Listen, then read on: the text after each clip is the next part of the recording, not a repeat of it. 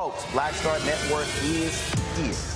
Hold no punches! I'm real revolutionary right now. Support this man, Black Media. He makes sure that our stories are told. Thank you for being the voice of Black America, Roland. Stay black. I love y'all. All momentum we have now, we have to keep this going. The video looks phenomenal. See, this difference between Black Star Network and black-owned media and something like CNN. You can't be black-owned media and be scared. It's time to be smart. Bring your eyeballs home. You dig?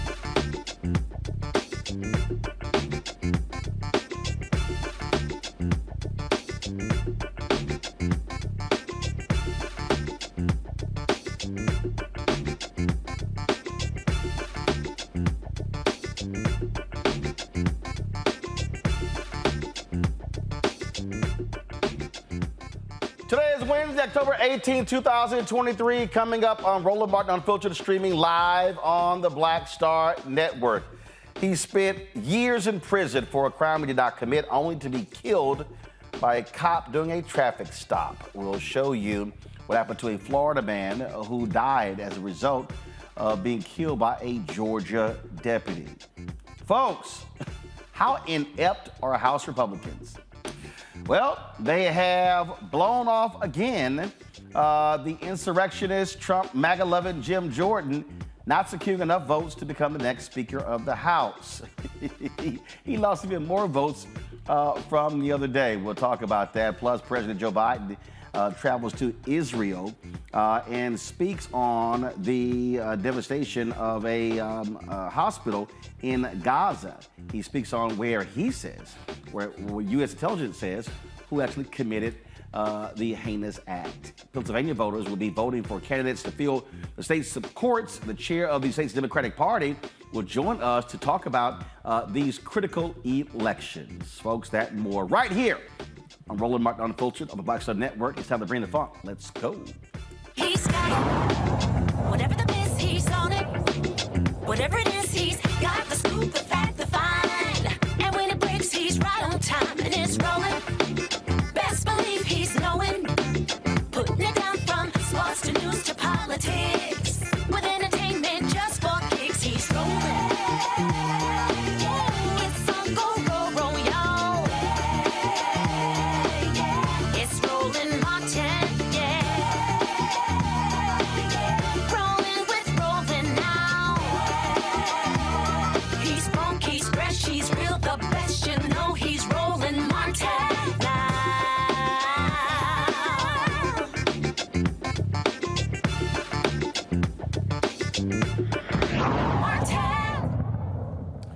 Imagine spending 16 years in prison for a crime you did not commit, and then as you are traveling in another state, you're pulled over for a traffic stop, and you end up dead.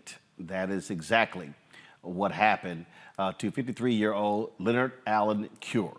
The Georgia Bureau of Investigation says Cure became violent and assaulted a Camden County Sheriff's deputy after being informed he would be arrested during a traffic stop along I-95 near the Georgia-Florida line. The agency says preliminary information shows the deputy shocked the driver with a stun gun twice and then tried to subdue Cure with his baton before pulling his gun. Cure was stopped for allegedly speeding. The video we're about to show you is triggering to some folks, so we ask you to turn away at this moment so you do not have to actually see this video. Before I play it, a little bit more about Cure.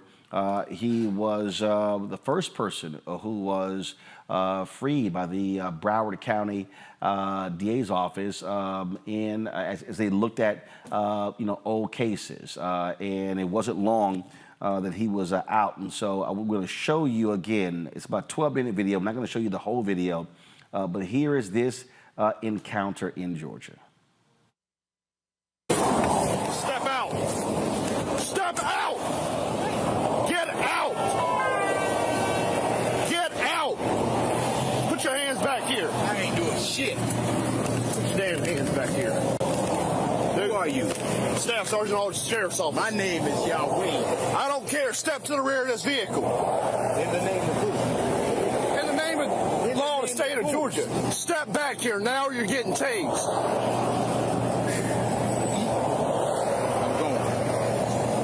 Me now.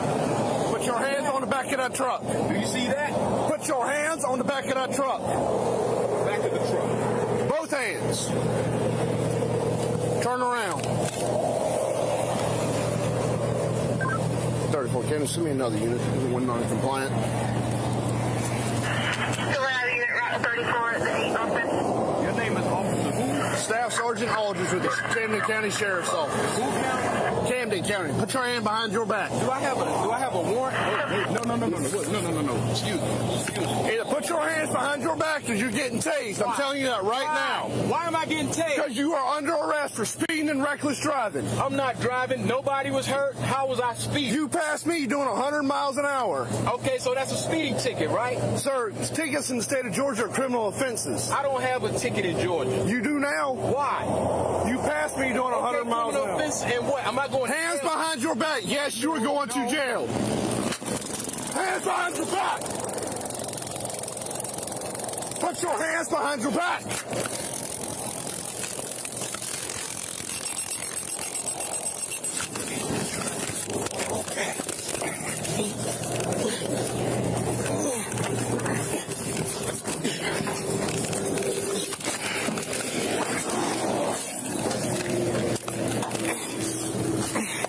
Yeah, bitch.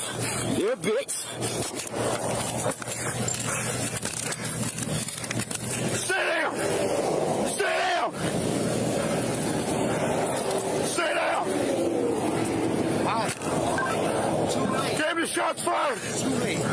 Shots fired, Camden. Stay down.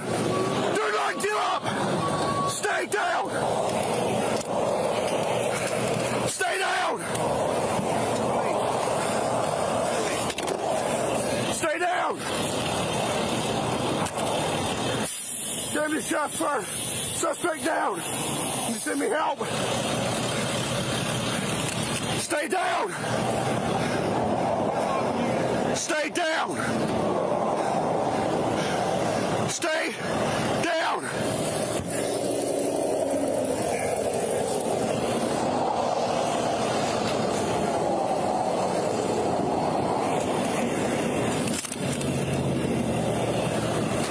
David, are you clear?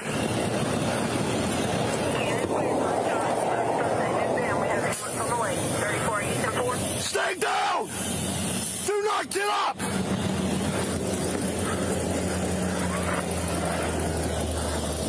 You all right? You got backup coming? Yeah.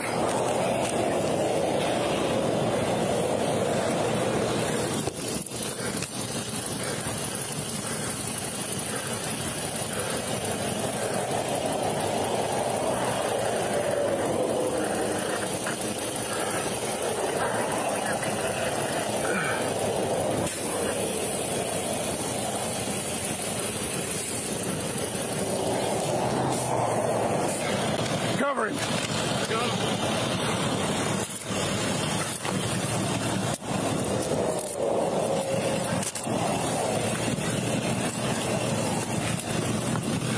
So, folks, Cure was freed in 2020 for wrongful conviction. 2004, he was convicted for armed robbery and armed robbery with a firearm and assault.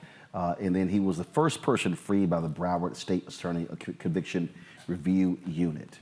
I want to bring my panel here. Obviously, it was very difficult to have to watch that video, but I want folks to bring it to the beginning because I want to start there as I begin to question the panel. My panel, Robert Patillo, host, People, Passion, Politics, News and Talk, 1380 WAOK out of Atlanta. Rebecca Carruthers, Vice President, Fair Election Center here in D.C. Joe Richardson, civil rights attorney out of Los Angeles. All right, so I want to start the video from the beginning because that's where I want to start our perspective. So press play. Step out. Step out. Get out. Get out. Put your hands back here. I ain't doing shit. Put your damn hands back here. Who are you?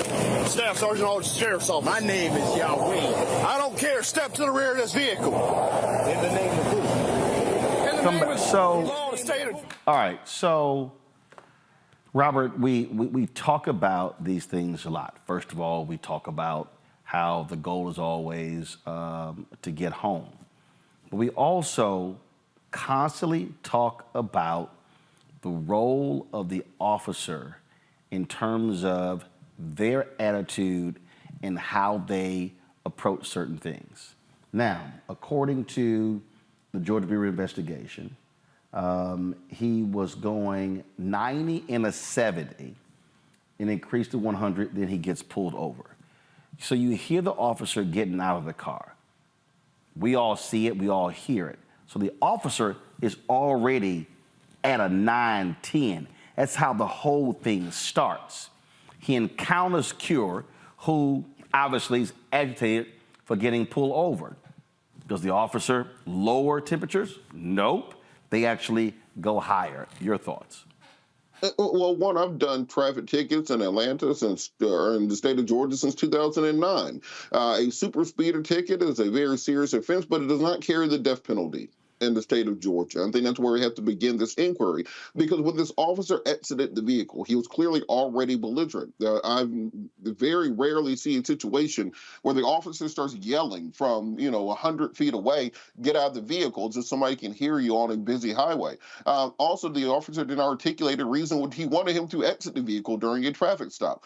There was no indication of substances. There's no indication of weapons being used. It's a simple traffic stop for somebody going 90 or 100 miles an hour. You write them a ticket and then send them about their way. So there has to be some investigation as to why this police officer not only did not de-escalate, why they sought to actually escalate the situation going forward. And this is a horrible thing that the African-American community has to go through continuously. This type of trauma porn traumatizes communities, turns people against law enforcement. When we talk about this conversation around criminal justice reform, law enforcement cannot abdicate their duty as professionals to act professionally, to treat people equally. And I dare say, if this wasn't a older African-American gentleman riding with a wife beater on, more maybe this officer would not have that same attitude when they're getting out of the vehicle and escalating the situation. We have to start rooting out racial profiling, racial biases from policing, or else we're going to continue to see the number of police homicides increase as opposed to decrease. So, Joe, it's interesting. So the police officer says you were going 100 and you passed me by. I remember being on a 2-lane highway leaving Bryan College Station, Texas, going back to my home in the Dallas-Fort Worth area. And I remember driving, I was in a Mazda Miata. And I remember driving and I pull up on the side of a car. And then I realized it's an officer. Well, hell, I'm already speeding, so I go ahead and speed up. All right. So the officer pulls me over, okay? And he approaches my car and he said, "You really went past me?" I was like, "Yeah, I'm gonna hurry and get home." Now here's what happened here. The officer didn't get out of his car yelling and screaming. The officer didn't get out of his car and demanded I get out. So what jumps out at me is, if you're a police officer, why do I need to yell for you to get out of the car? In fact, stay in the car. I've seen other police officers say, "Hey, put your hands on the steering wheel. Put your hands on the outside." So the moment you yell, "Get out of the car," that person actually has a greater chance of coming at me in that very moment. Yeah, I mean, there's no question about it. I mean, you have got to set the tone. I think the problem is, building on Robert's point, which of course is totally valid, the problem is the thing that really can keep these situations from becoming deaths are the police doing things that are morally right, not just legally right. There's a question as to how much he followed their own policies. I'm sure that they have policies surrounding de-escalation and all those types of things. But let's say that it's not against the law technically for him to yell when he gets out of the car. But that makes him safer if he doesn't yell. It makes him safer if, and now here we are, Black folks, we don't know what the heck to do. A lot of times we want to sit in the car, of course, and say, okay, here are my hands. They're at the steering wheel.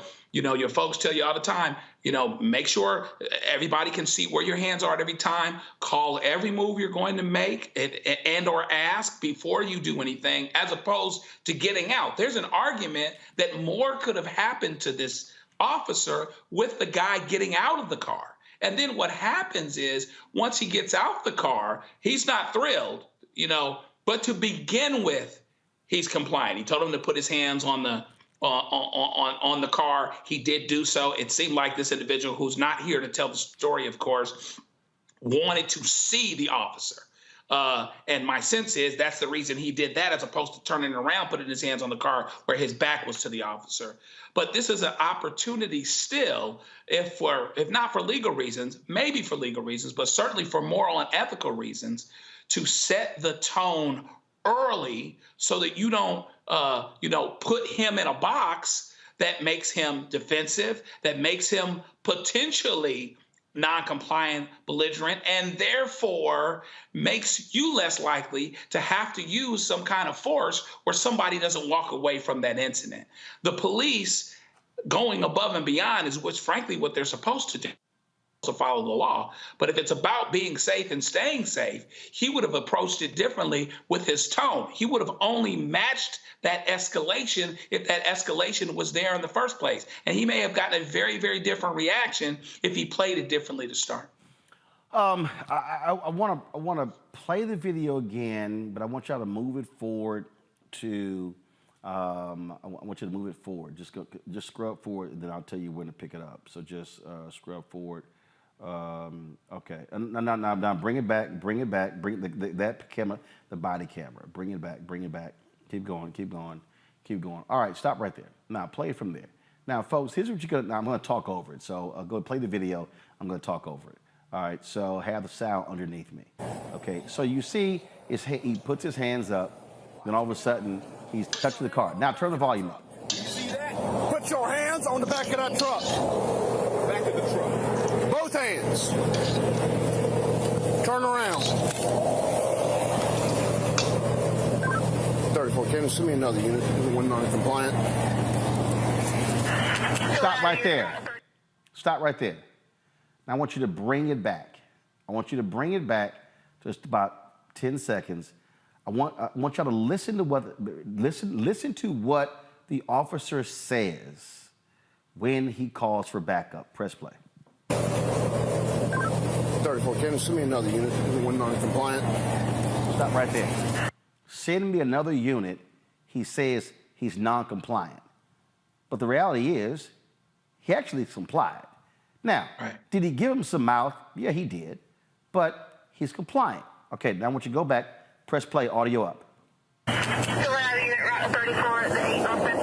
name is Officer who? Staff Sergeant Aldridge with the Camden County Sheriff's Office. Who county? Camden County. Put your hand behind your back. Do I have a warrant?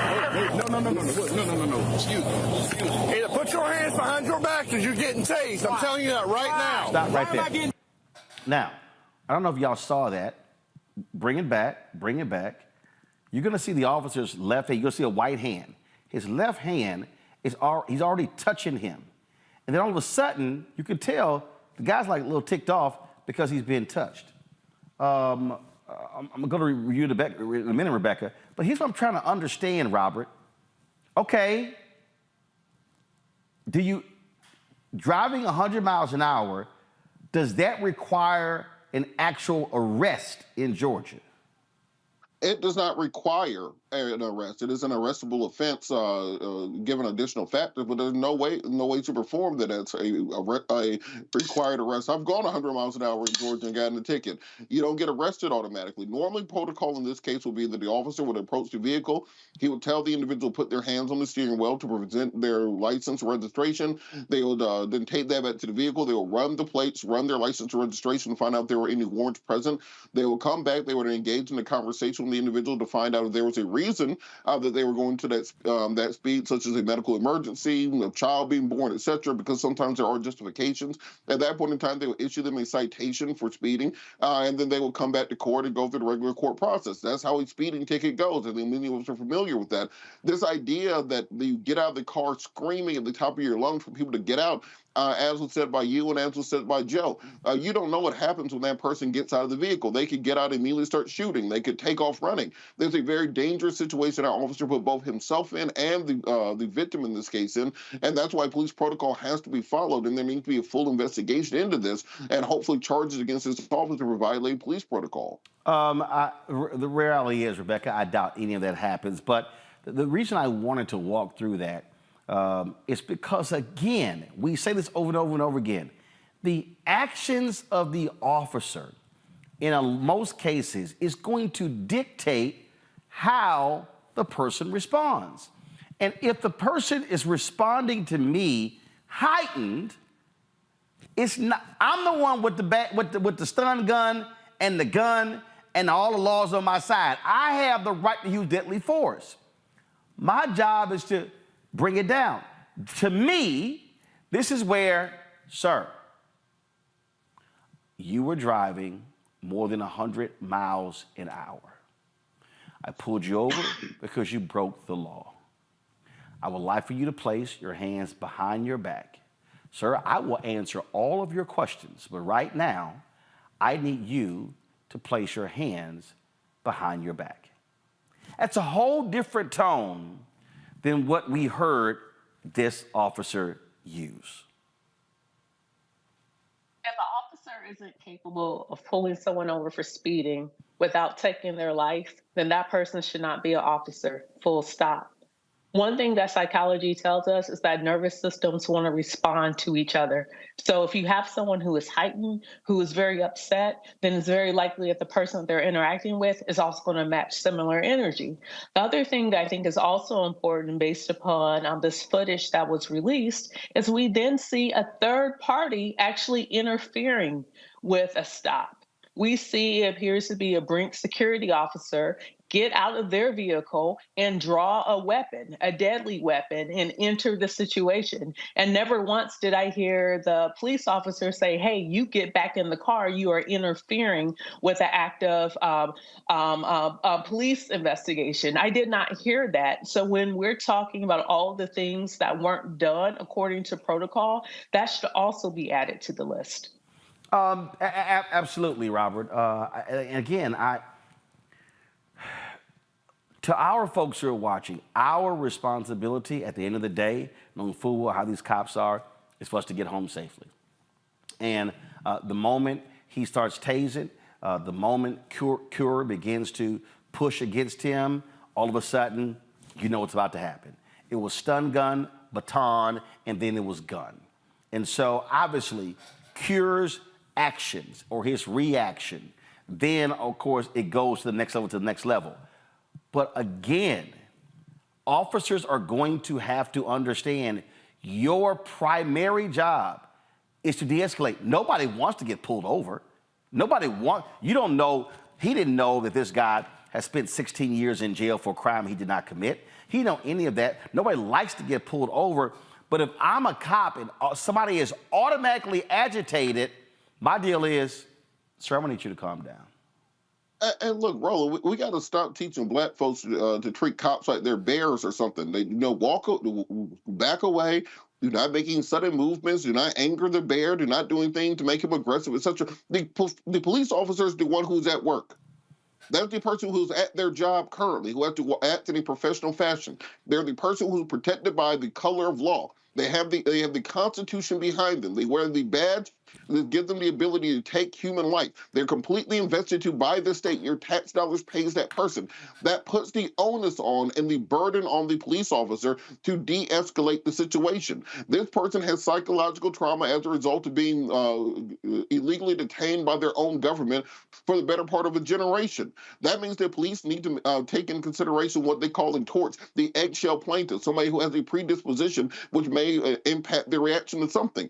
Because of this, police need to be both trained and understand that they have to take each person as they come to them, and therefore they have a duty under law to ensure that they are acting in such a way that will not escalate these situations. There were at least a dozen points that I saw where this officer could have de-escalated this situation. They did not articulate any reason for this aggressive arrest being necessary. They escalated to the point where deadly force was vitiated, and because of that, the burden still falls upon them. And I think we have to get laws in this country that are able to keep up with the new actions of police and the new actions of law enforcement when it comes to discriminating against minority communities, because I guarantee you, if there was a little blonde-haired, blue-eyed college girl in that car going 100 miles an hour, we would not be talking about her being dead right now.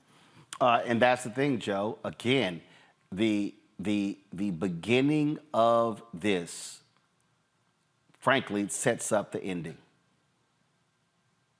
Yeah, it does. And what's so hard and what has to change is that this predisposition to feel a certain way about a particular person that you're stopping. In this instance, a black man sets the tone for where it starts.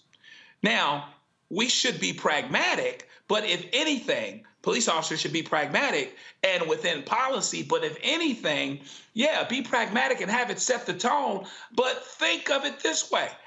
Maybe just because of the perception that police deal with a certain way, deal with black folks a certain way, that I ought to make sure, while keeping safe, that I go out of my way so that nothing can be said as to me not trying to de-escalate the situation by the book. If any predisposition towards how black folks are or how black folks think, or the statistics related to black folks being at stops and being much more likely to be killed than white folks, which is true, that should have made him pragmatic in the other direction, not pragmatically fearful, yelling to get out of the car when that actually makes him less safe. Unless, of course, that's where he wanted it to go, but pragmatic in terms of saying, I've got to de-escalate this thing for reasons of actuality and reasons of perception. This is the dash cam video here, and you saw again how Cure was driving. I mean, he's driving. I mean, look, guys, I've been on highways a lot. I've seen people drive this way, and then all of a sudden you see a cop pulls up behind him. He's in a far left lane. Then you see Cure signal to get over. So he gets over into the center lane. Then obviously it's a truck there, so he gets back in left lane. He's bypassing all of them to get. And again, normally what happens is you get over on the right side of the highway, and so he's going forward to get past all of them, and so you should see him in a second get over. So he gets over, gets to the center lane, right lane, and now he pulls over. Go to the beginning of that video. Again, I want to see the beginning. So this is the beginning of the video. And remember, he said, "Oh, you blew past me." Pull the audio up.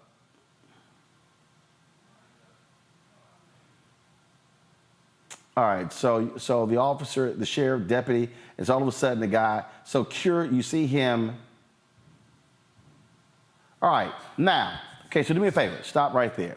Now I want you to go back and play the body cam video, because again, I want you to hear what go back to the beginning of it. I want you to listen to what this deputy sheriff said. Play.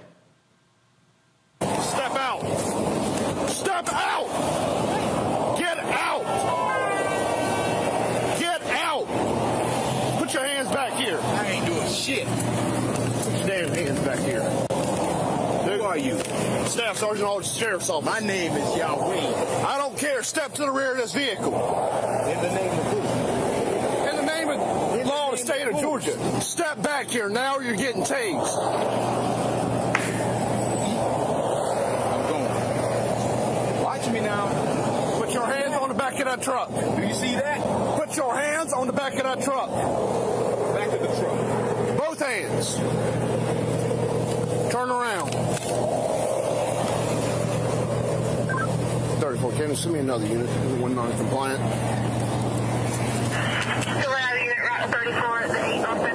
Your name is Officer who? Staff Sergeant Aldridge with the Camden County Sheriff's Office. Who county? Camden County. Put your hand behind your back. Do I have a warrant? No. Excuse me. Either put your hands behind your back because you're getting tased. I'm telling you that right now. Why am I getting tased? Because you are under arrest for speeding and reckless driving. I'm not driving. Nobody was hurt. How was I speeding? You passed me doing 100 miles an hour. Okay, so that's a speeding ticket, right? Sir, tickets in the state of Georgia are criminal offenses. I don't have a ticket in Georgia. You do now? All right, here we go. So again, he said you went past me 100 miles an hour. Again,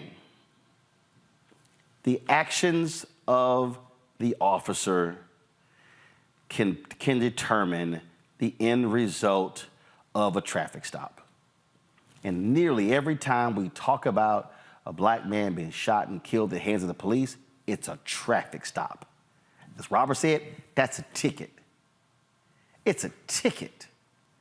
But now a family is planning a funeral. And the likelihood this officer getting off is probably 100%. Because they're going to say he resisted, cop had gave him proper warning, he had no choice. But I keep saying, cops have got to learn to start with de-escalation and not with escalation. Gotta go to a break. We'll be back on Roland Martin Unfiltered right here on the block. Next on The Frequency with me, Dee Barnes, actress, writer, and advocate Rae Dawn Chong is here to discuss her childhood and break down her life in Hollywood, a show you don't want to miss. Well, even at my peak when I was getting a lot of stuff, as soon as I was working a ton, I heard people whispering, oh, we don't want to pay her because we're giving her a break. Only on The Frequency on the Black Star Network. Pull up a chair, take your seat. The Black Tape with me, Dr. Greg Carr, here on the Black Star Network. Every week, we'll take a deeper dive into the world we're living in. Join the conversation only on the Black Star Network. Hatred on the streets, a horrific scene, a white nationalist rally that descended into deadly violence. White people are losing their damn minds. An angry pro-Trump mob storms the U.S. Capitol. We've seen shooting. We're about to see the rise of what I call white minority resistance.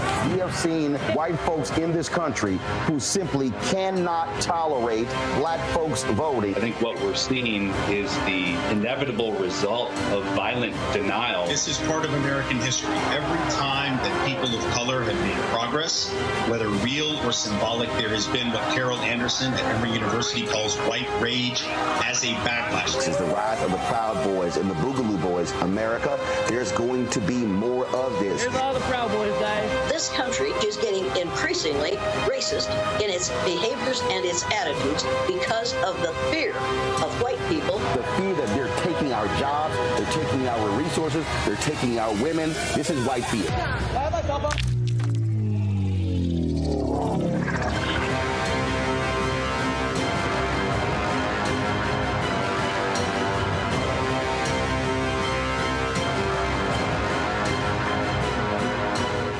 Essence Atkins. Mr. Love King of R&B, Raheem Devon. It's me, Sherry Shepard, and you know what you're watching. You're watching Roland Martin Unfiltered.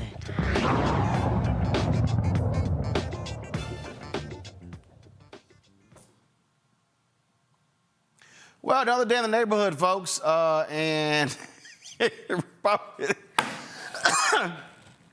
they can't elect the speaker, y'all. So today, Jim Jordan lost again.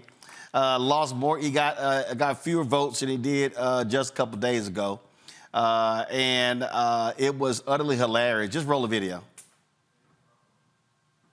The tellers agree in their tallies that the total number of votes cast is 433, of which the Honorable Jim Jordan of the state of Ohio has received 199.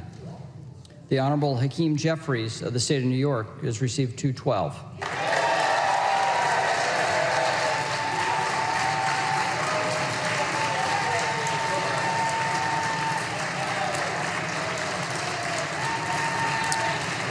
The Honorable Kevin McCarthy of the state of California has received 5. The Honorable Byron Donalds of the state of Florida has received 1. The Honorable Tom Emmer of the state of Minnesota has received 1. Lee Zeldin of the state of New York has received 3. The Honorable Steve Scalise of the state of Louisiana has received 7. The Honorable Mike Garcia of the state of California has received 1. Candace Miller of the state of Michigan has received 1. John Boehner of the state of Ohio has received 1.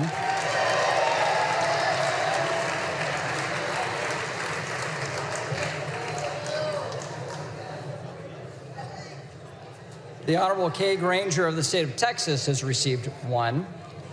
The Honorable Bruce Westerman of the state of Arkansas has received 1. No person having received a majority of the whole number of votes cast by surname, a speaker has not been elected. Pursuant to Clause 12A of Rule 1, the chair declares the House in recess subject to the call of the chair. Okay, I know some of y'all at home are laughing just like I am. Keep in mind, the Constitution does not require that a Speaker of the House actually be a House member. So you heard John Boehner. He's a former House member, former Speaker of the House. And so anybody, I mean, any one of us could actually be voted upon as Speaker of the House. Just want to let you know that. But if you want to see how deranged these people are, this is former Speaker Kevin McCarthy. Yesterday, but I want to hear y'all who he's blaming for the problem.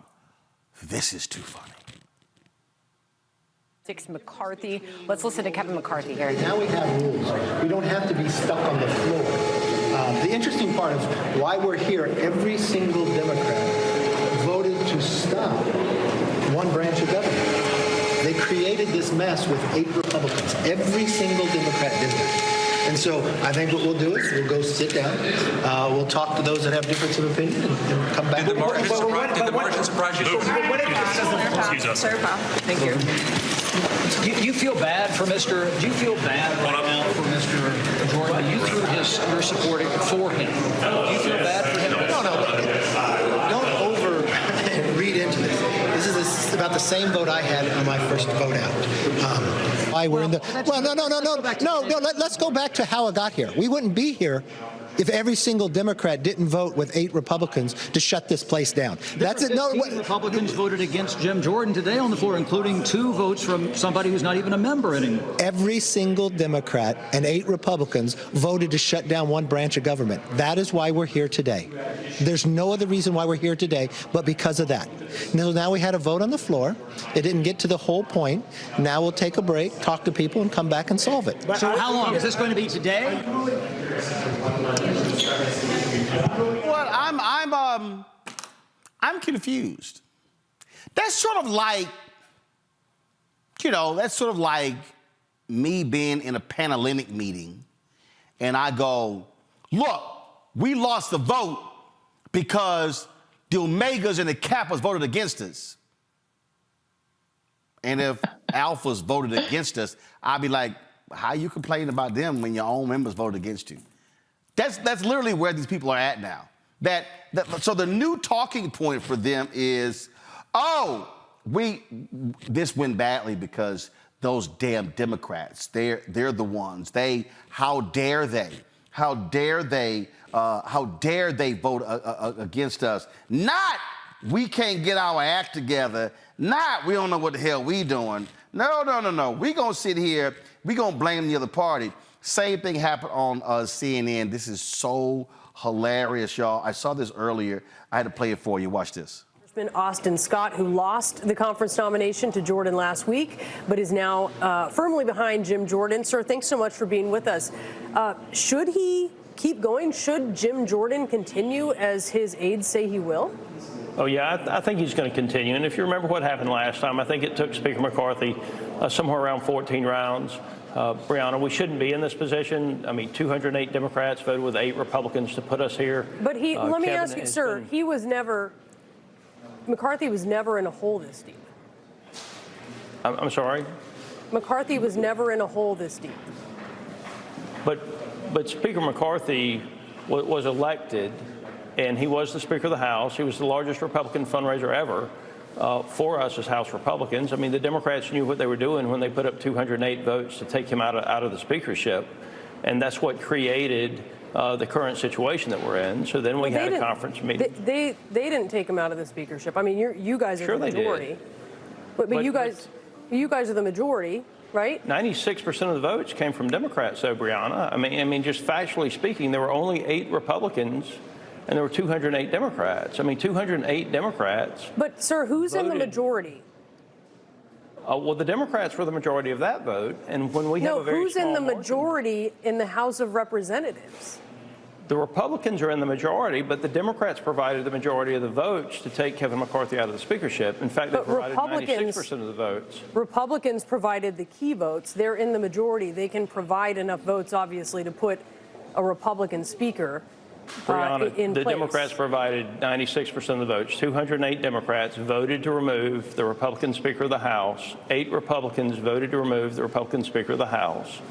So 96% of the votes came from Democrats to remove the Republican Speaker of the House. I will say, I find the it largest fundraiser that we've ever had. They knew what they were doing. It's some interesting verbal gymnastics. I will give you that. But I want to talk about the future here. What do you mean gymnastics? I'm just talking about the facts. 208 Democrats voted. There were the vast majority of the vote to take Kevin McCarthy out of the speakership. Well, I'm talking about how it works. And that is that the majority in the House of Representatives, your party, is responsible for electing the Speaker, not the Democrats. We are. Do you think, can I ask you this, do you think that there's going to be another vote today? Because we're uncertain on that. I absolutely believe there will be another vote today. And, you know, I don't know exactly what time that will be, but I'm not sure what I'm missing here with you, because 208 Democrats voted with 8 Republicans to take the largest Republican fundraiser out of the speakership. This was a pretty calculated decision by the Democrats. I get it. It was 8 Republicans. Here's why, sir, because it was a Republican who filed the motion to vacate. It was a Republican that had very, very personal differences with Kevin McCarthy. All right, so Jordan lost 22 Republicans.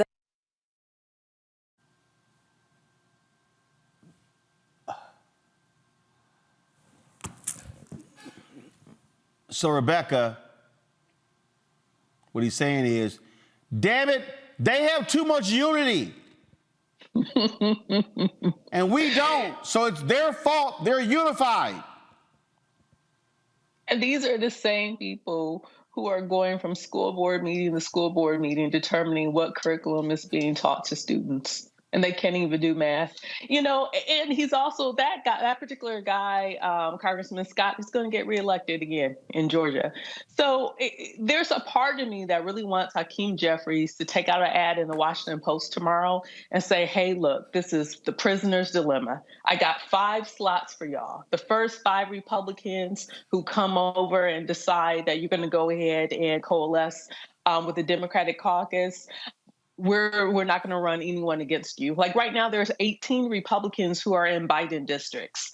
I do think there could be a deal that could be cut to actually make Hakeem Jeffries the Speaker of the House in this particular Congress. I'm not sure if Democrats actually want to help Republicans solve this issue, but I think it would be. And I don't think they should help Republicans solve this issue. But I will say I personally would rather a Speaker Hakeem Jeffries in this particular Congress than a Speaker fill in the box on the other side. So I do think that is something that could be on the table. I'm just not sure if strategically, if Democrats think it's a good idea. They might think that, hey, if we allow Republicans to continue to flounder, that guarantees that we get back the majority November 2024. And that is a deferred calculation. Or they could calculate now and figure out if it's worth actually getting that speakership in this Congress. President Biden was on the plane, and he got asked this question here. I'm feeling what he had to say. Do you have a view of Jim Jordan's current predicament and unable to secure the speakership? I ache for him. No. Zero. None. No. Mr. President? He said, I ache for him. No, zero. Hell no, Joe. I ain't helping y'all with a damn thing. If I'm Hakeem Jeffries, I'm gonna sit over there and chill. I'm gonna let them introduce me again. I'm gonna keep getting my 212.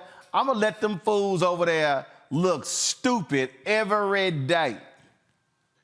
You keep asking me these questions where I have to answer by quoting Bishop Bullwinkle.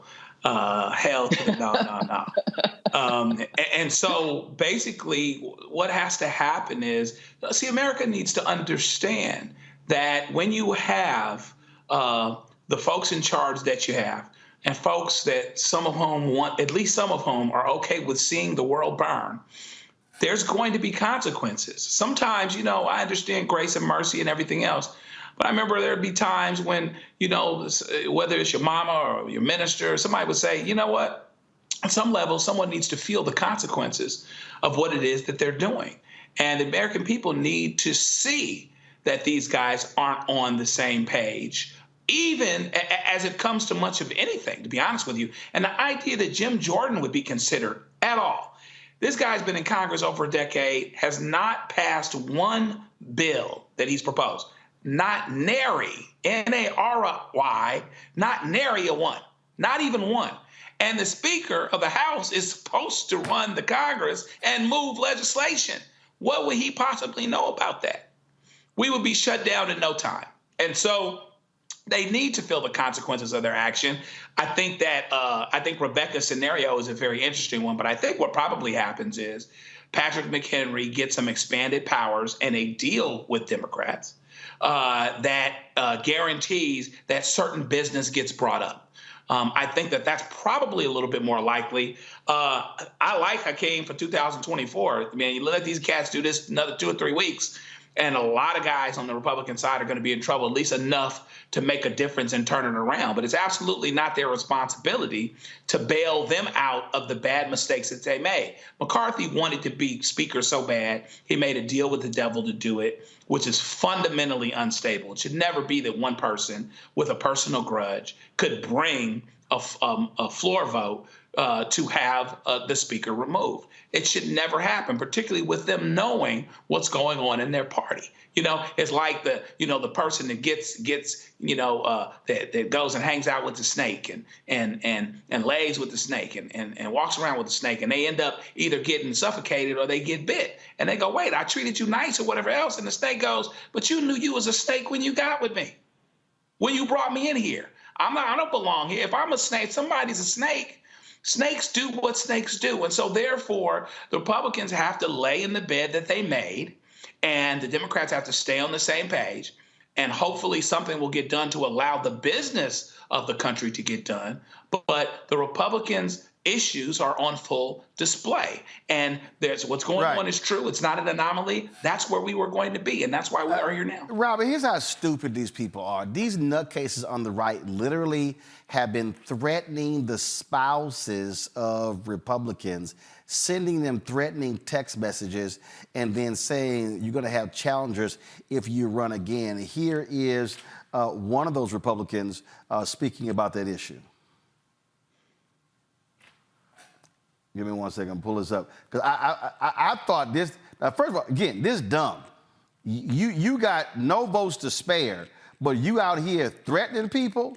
You already got that fool Sean Hannity. His producer's been sending threatening emails, Robert.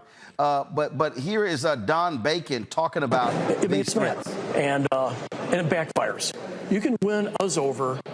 Some of the younger folks, maybe that kind of works, but someone like me, Steve Womack, Mario Diaz-Balart, you can win us over with an argument that makes sense. You're going to have to convince us, right? And threatening us does not work. Not only threatening them, you sending threatening messages to their spouses? Nah. I think if Jim Jordan, I saw one report they may take another vote tomorrow, he gonna lose more votes. Well, see, the issue is that Jim Jordan ain't got the juice like that. Nobody sits around saying, well, if I don't have Jim Jordan support, I can't get reelected in my district. I mean, he ain't got the juice like that to be threatening people. And so, of course, I'm going to take umbrage if somebody who comes threatening me when I know you ain't got it like that. Yes, we're going to have, if it was Nancy Pelosi who says to a freshman, look, if you don't support me, you're not getting reelected, she got the juice. So you know you have to get in line. He does not. But as much as I would love to be a political nihilist in this situation and watch Republicans burn themselves to the ground, the problem is we're on the same plane with them. So they go down, we go down also. We have a federal government that will close down in less than 30 days unless there's a continuing resolution or a budget deal. We're entering into the fall or into the winter of a before election year, meaning that whatever business of this country needs to get done by the week after Thanksgiving, or it ain't getting done. So that means everything from a continuing, from a omnibus spending bill that's going to have to get done. That means social services. That means setting up the budgeting for next year. So we have some actual adult things that need to get done, in addition to two wars going on internationally when the United States is supposed to be the hegemonic power of the world. So as much as it will be fun to watch Republicans emulate as much as possible, I think that coalition speaker has to happen. Jim Jordan is not going to be able to bring together the Republican Party, but I do think Hakeem Jeffries can find 5 swing state Republicans and carve out a governing coalition. You can get a governing coalition in the Senate, you get a governing coalition in the House. Regardless of who the speaker is, you have to find a way to get things done, because otherwise it's one thing to watch their plane go down. It's another thing when you're on the same damn plane with them and not willing to go down with the ship because of them. Ain't happening. Ain't 6 Republicans going to cross that aisle to vote for Hakeem Jeffries. Well, not necessarily to vote for Hakeem. Just to make the point clear, there's been some talk about Boehner, Liz Cheney, other individuals who could be a coalition speaker just to get the things going. I'm going to tell you right now. Listen. Congressman Hakeem Jeffries. I think there's a deal. Oh, 1 second. Congressman Hakeem Jeffries has been very strong in holding his caucus together. There is no way in hell all 212 Democrats will vote for Liz Cheney. Nope. Now, I know that's cute. No, not her. I know it's... No. What I'm saying is her name has been touted as a compromise speaker candidate. I'm telling you right now, 212 Democrats are not going to hold strong and let her ass become House Speaker. Just because... Nor should they. Just because she showed some strength when it came to January 6th. Nah, that ain't happening. Rebecca, go ahead. I mean, Liz Cheney should not even be in contention. She is a Cheney, and her dad is her dad. We cannot have a Cheney as the Speaker of the House. That's just a no-go. I do think that there is a world where a deal could be cut.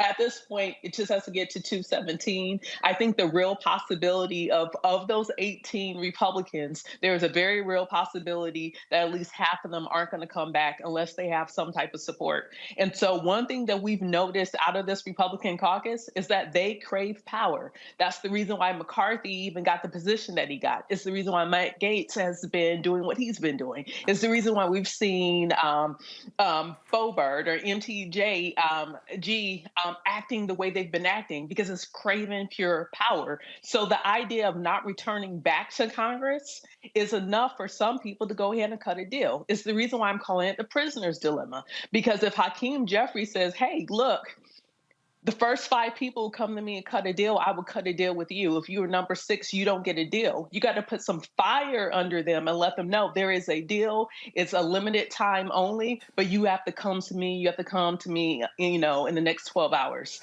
I do think there is a world in which that could happen. I don't know that happens, but I think it don't. It don't. Ain't happening. I'm telling you right now. If you're the Democrat, I get this whole thing as, we got to do the people's bit. Listen, when people are shooting at each other, this is what you do. You duck. You go, y'all done? No, they ain't done. Then you wait to see how everybody got shot. That's what you do. You let everybody get shot, and then you like, all right, who got all taken out? That's how you respond. You don't get in the way of a gun battle. And these fools are picking each other off day by day. But Roland, these folks ain't shooting at each other. Some point. Yeah, these people are wearing suicide vests, Roland. They're willing to blow the whole thing up. And me being and yes, and you listen, and again. Unfortunately, they take us out too. No. See, again, when you say they got suicide vests, evacuate the area, crazy man with a bomb. Again, this is about power. You let them blow the joint up.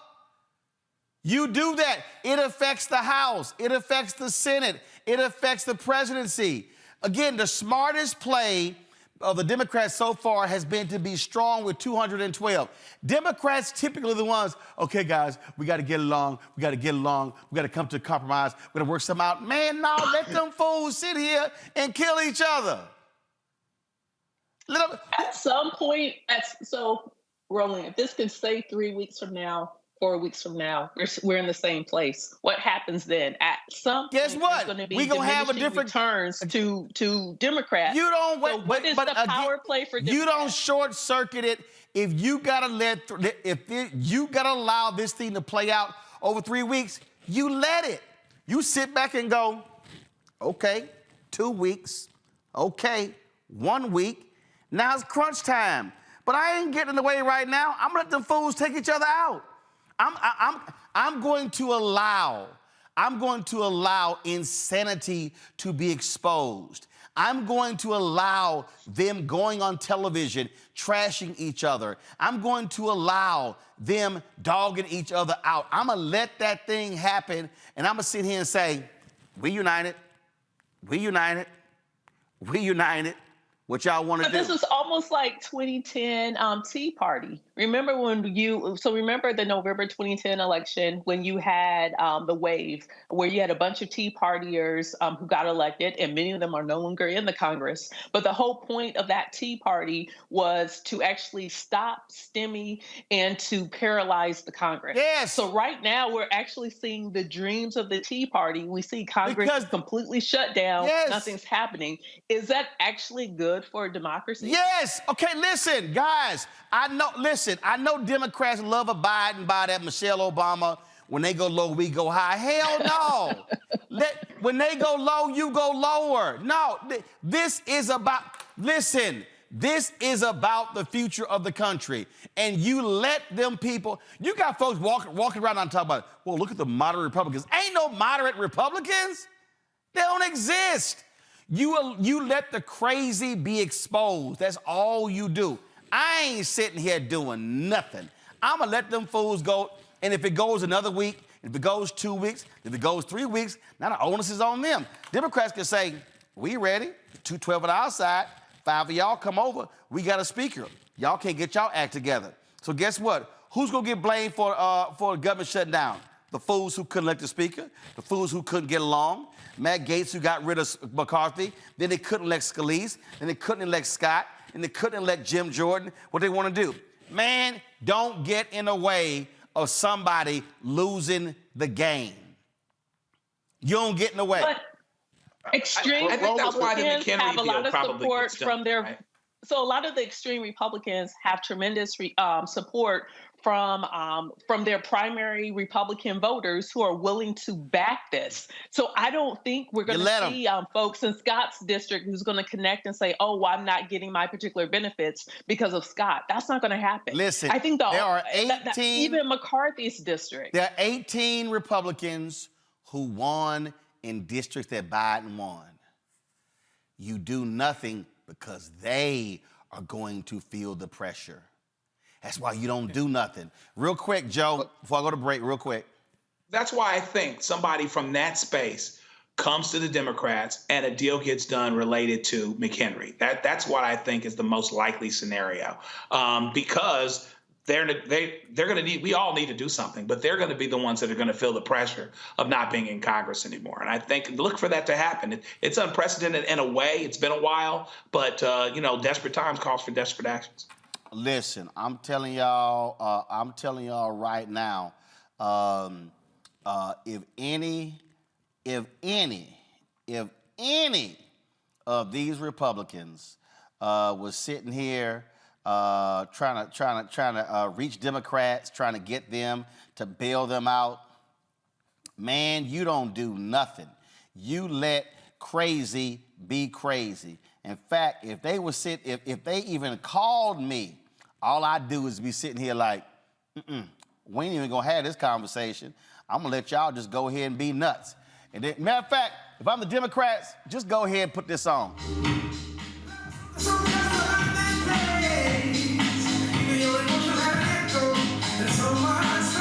Drive me crazy. I gotta go to a break. We'll be right back. Roll the button on the filter of the Black Sun Network. That's so funny.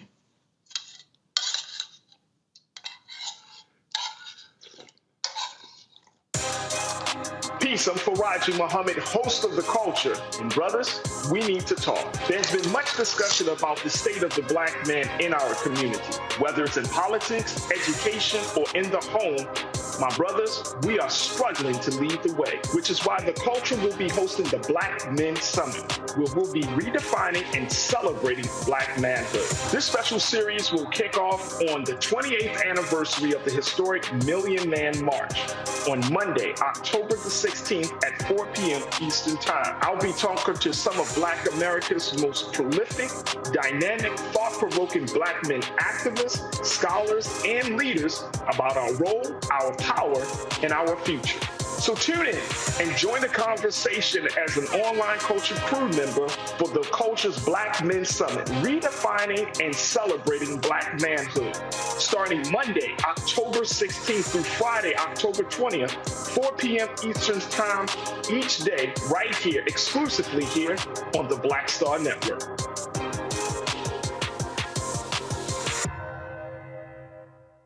I'm Deborah Owens, America's Wealth Coach and host of Get Wealthy. Let me hit you with a few numbers. African Americans spend 9 times the amount on ethnic beauty products and yet only own 1% of the beauty supply stores. It's an $18 billion industry. On the next Get Wealthy, you're going to learn and hear from a woman who's turning this obstacle into an opportunity. We literally take you from A to Z on all of the things step by step you need to have in place to open and run a very successful beauty supply store. That's right here with me, Deborah Owens, host of Get Wealthy, only on Black Star Network. What's up, everybody? It's your girl, Latasha from the A. And you're watching Roland Martin Unfiltered.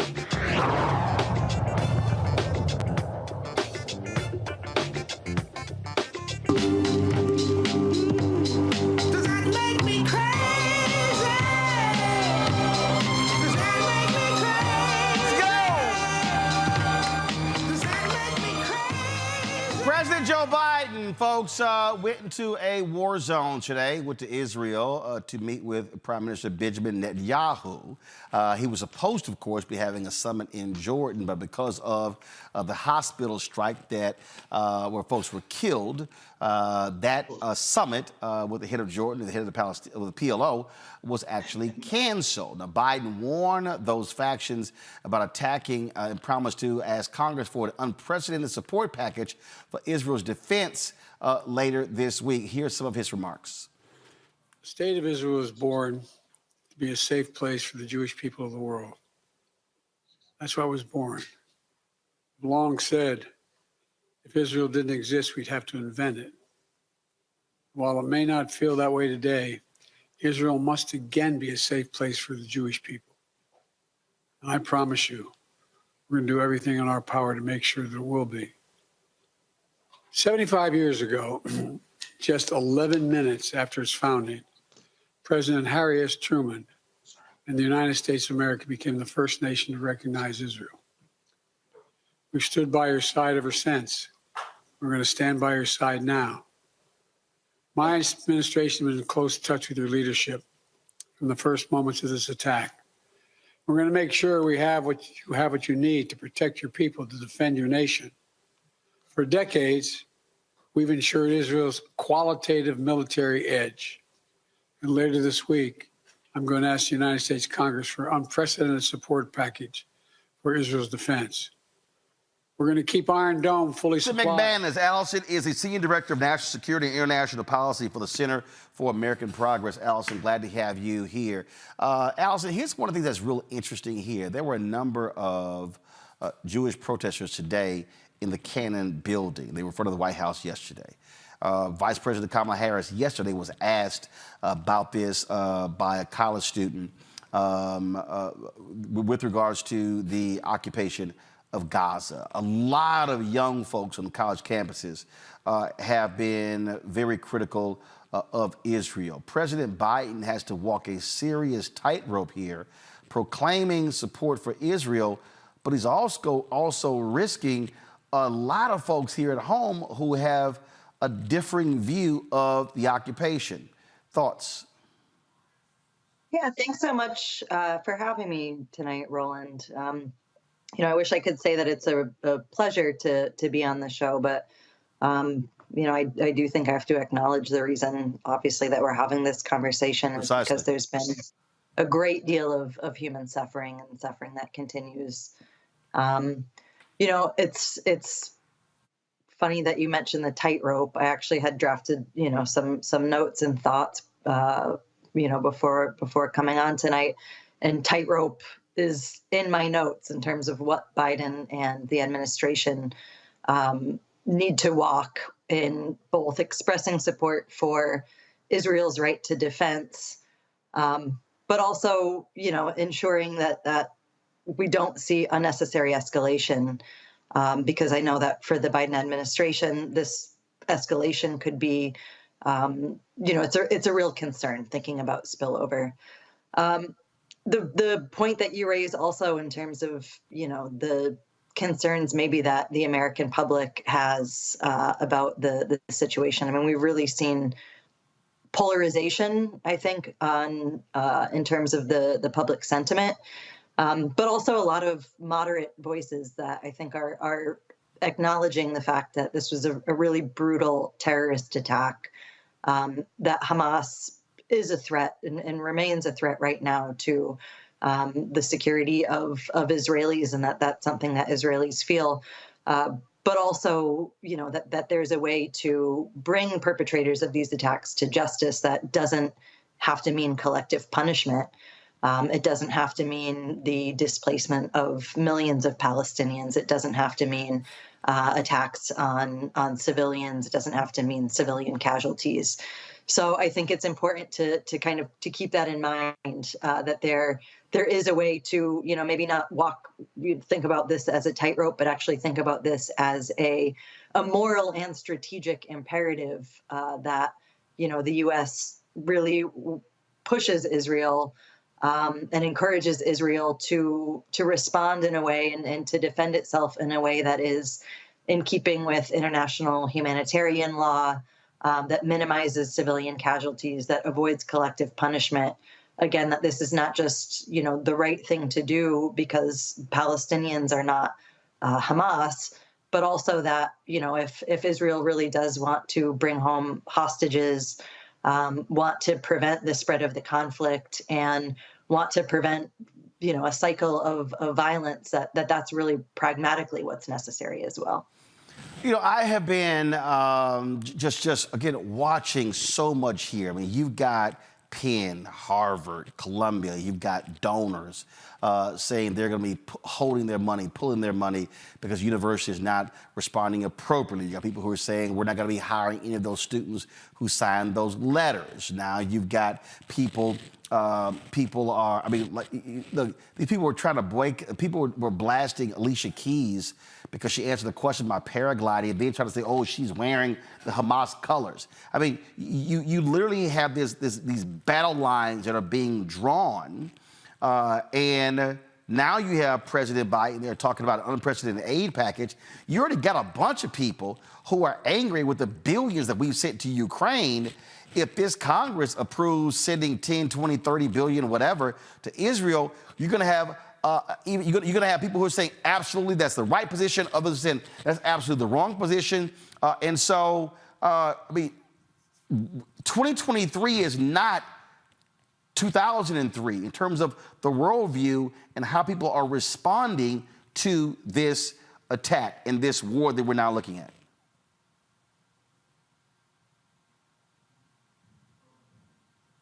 Yeah, I don't disagree on that. I think we have seen absolutely a shift in sentiment. I think that there's a growing awareness and really, as we've seen over the past 10 years, and particularly under the government of Benjamin Netanyahu, a real escalation in, the building of settlements in the West Bank.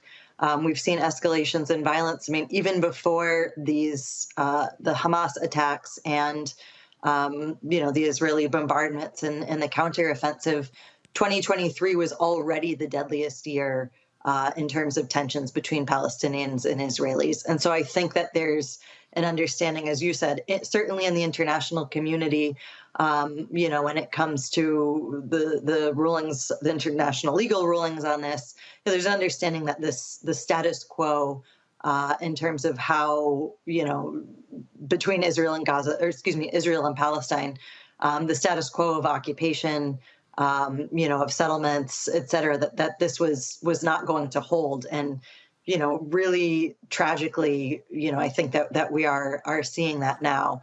I guess the question that we, need to kind of, we'll be looking at is, what does that mean practically in terms of policy, whether that's the administration's policy, or whether that's, how Congress appropriates. And obviously, that status quo changed, but also changed in a way that's been extremely bloody and brutal and traumatic. And so we see that there's been a response, and I think the right response, which is to express solidarity with Israel and with Israelis, as they are continuing to mourn the dead that were, we all saw, really horrific images, really, horrific developments that happened there.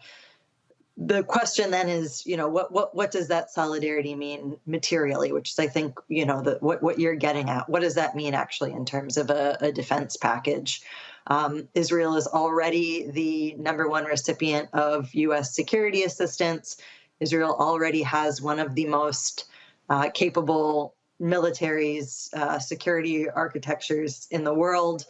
And unfortunately, still was not able to defend against this attack from Hamas. So I really do think that it raises the question about what does support look like now. We know that the number I think that's being thrown out right now is as high as $100 billion in terms of the aid request that the Biden administration would be making to Congress. Not necessarily all for aid to Israel, but overall. Congress is going to need to consider that. And I think that the sentiments in Congress are, again, support for Israel's right to defense, and understanding that, again, perpetrators need to be brought to justice. But if that budget request includes offensive weapons, I think it's going to be much, much harder for Congress to look at a military aid package that would have any kind of, offensive weapons and to pass that. So, and of course, that's leaving aside like a whole other set of questions around, what legislation Congress is going to be able to pass. And I know you just had the segment about the, let's call it the mess that's happening in the House. So I think a lot of questions really about, materially, what is this support going to, what is this going to look like? And I think we'll find out a bit more on that over the next weeks. But as you rightfully noted, I don't see this as being a blank check to Israel. I think, what we're seeing from the administration and from Congress is an expression of solidarity, an expression of support. But really, we'll find out what that means materially in the next weeks. Questions from the panel. Rebecca, you first. Yes, thank you so much for being here tonight. In President Biden's remarks earlier, he also mentioned that a part of the package that the United States will potentially send over will include humanitarian aid towards the Palestinians. It's my understanding in the past that previous humanitarian packages for Palestinians didn't go directly to the Palestinians, but actually went to the Israeli government that in turn provided food, water, and electricity to the Palestinians. What happens to Palestinian aid now considering the current set of events? Yeah, it's a really good question. And I think the humanitarian aid, the package, there's still a lot of questions around how this is going to be structured and delivered. We do know that there's been a new special envoy who's been appointed specifically to deal with issues of humanitarian assistance. That's David Satterfield. So obviously this is something that the administration is thinking about in a more robust way. If we look at Biden's trip to Israel, and as Roland mentioned, was supposed to also include a stop to Jordan, which didn't happen. Humanitarian assistance was one of the main priorities on that trip. I was really encouraged to see that some humanitarian assistance is now going to be let in through Egypt. And Egypt has, been sort of positioned to send some of that aid into Gaza. Of course, when Blinken went to Egypt and met with President Sisi, he was unsuccessful in having a more robust humanitarian assistance deal that would also, consider the question of what happens to the many, many refugees and those who have been forcibly displaced by this conflict, because there are a lot of questions about who would house these refugees, and a lot of assistance that's going to be needed to mobilize those who are not just in Gaza, but end up outside of Gaza as well. So you're raising good questions. I don't know what the answers are now.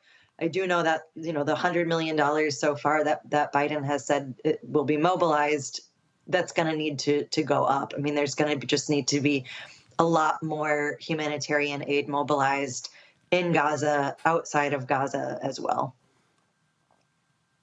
Joe? At the risk of, thank you for everything that you're doing. At the risk of asking an incredibly broad question, I'll qualify it. I'm going to ask you where we go from here. But we're looking at the playing field, and I see a lot of things. Among other things, I see this situation where Israel has become more politically unstable that, perhaps contributed to this situation happening in the back door. The prime minister was worrying about some different things, including quelling dissension related to the Supreme Court and some of the things that he was doing. I also see some potential lessons even for our country as it pertains to political instability. But what should be, here's a better question, what should be our focus for those of us that are concerned about not only protecting Israel, but preventing the dehumanization of the Palestinian people, innocent people who just want to live in their homes and to live their lives? Where should our focus be? Yeah, it's a really good question, and I think we have to consider different horizons of urgency right now. I mean, the first horizon of urgency is really, containing this conflict and not seeing any more escalation. And when we look again at that kind of tightrope that the administration's been walking, it's been, Biden mentioned, and alluded to restraint on this trip, but we haven't necessarily seen calls for de-escalation.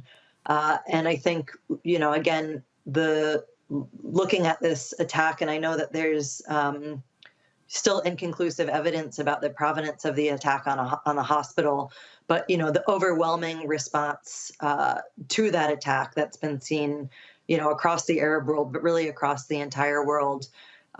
Really keeping an eye on the very serious escalations. That's been a bit slower, but quite fragile situation with Hezbollah, and the sort of unknowns around what Iran's role may be in this conflict. So really, I mean, we are still looking at an extremely tenuous conflict situation that could continue to erupt with really disastrous consequences for the region. So I would say that's the first, horizon of urgency, is just making sure and seeing that the U.S. is doing everything that it can with Israel to, really make appeals for ensuring that this conflict does not continue to escalate and spill over. The second, I would say, equally urgent situation is the humanitarian situation. I mean, we're talking over 1 million Palestinians who have been displaced, some that needed to pick up and move with immediate notice. People have nowhere to go. There's been access to water is a huge concern. Access to medical supplies is a huge concern. Access to food. Bombardments have now killed, the latest that I had seen from UN, over 4,200 Palestinians, children, journalists, aid workers, UN staff.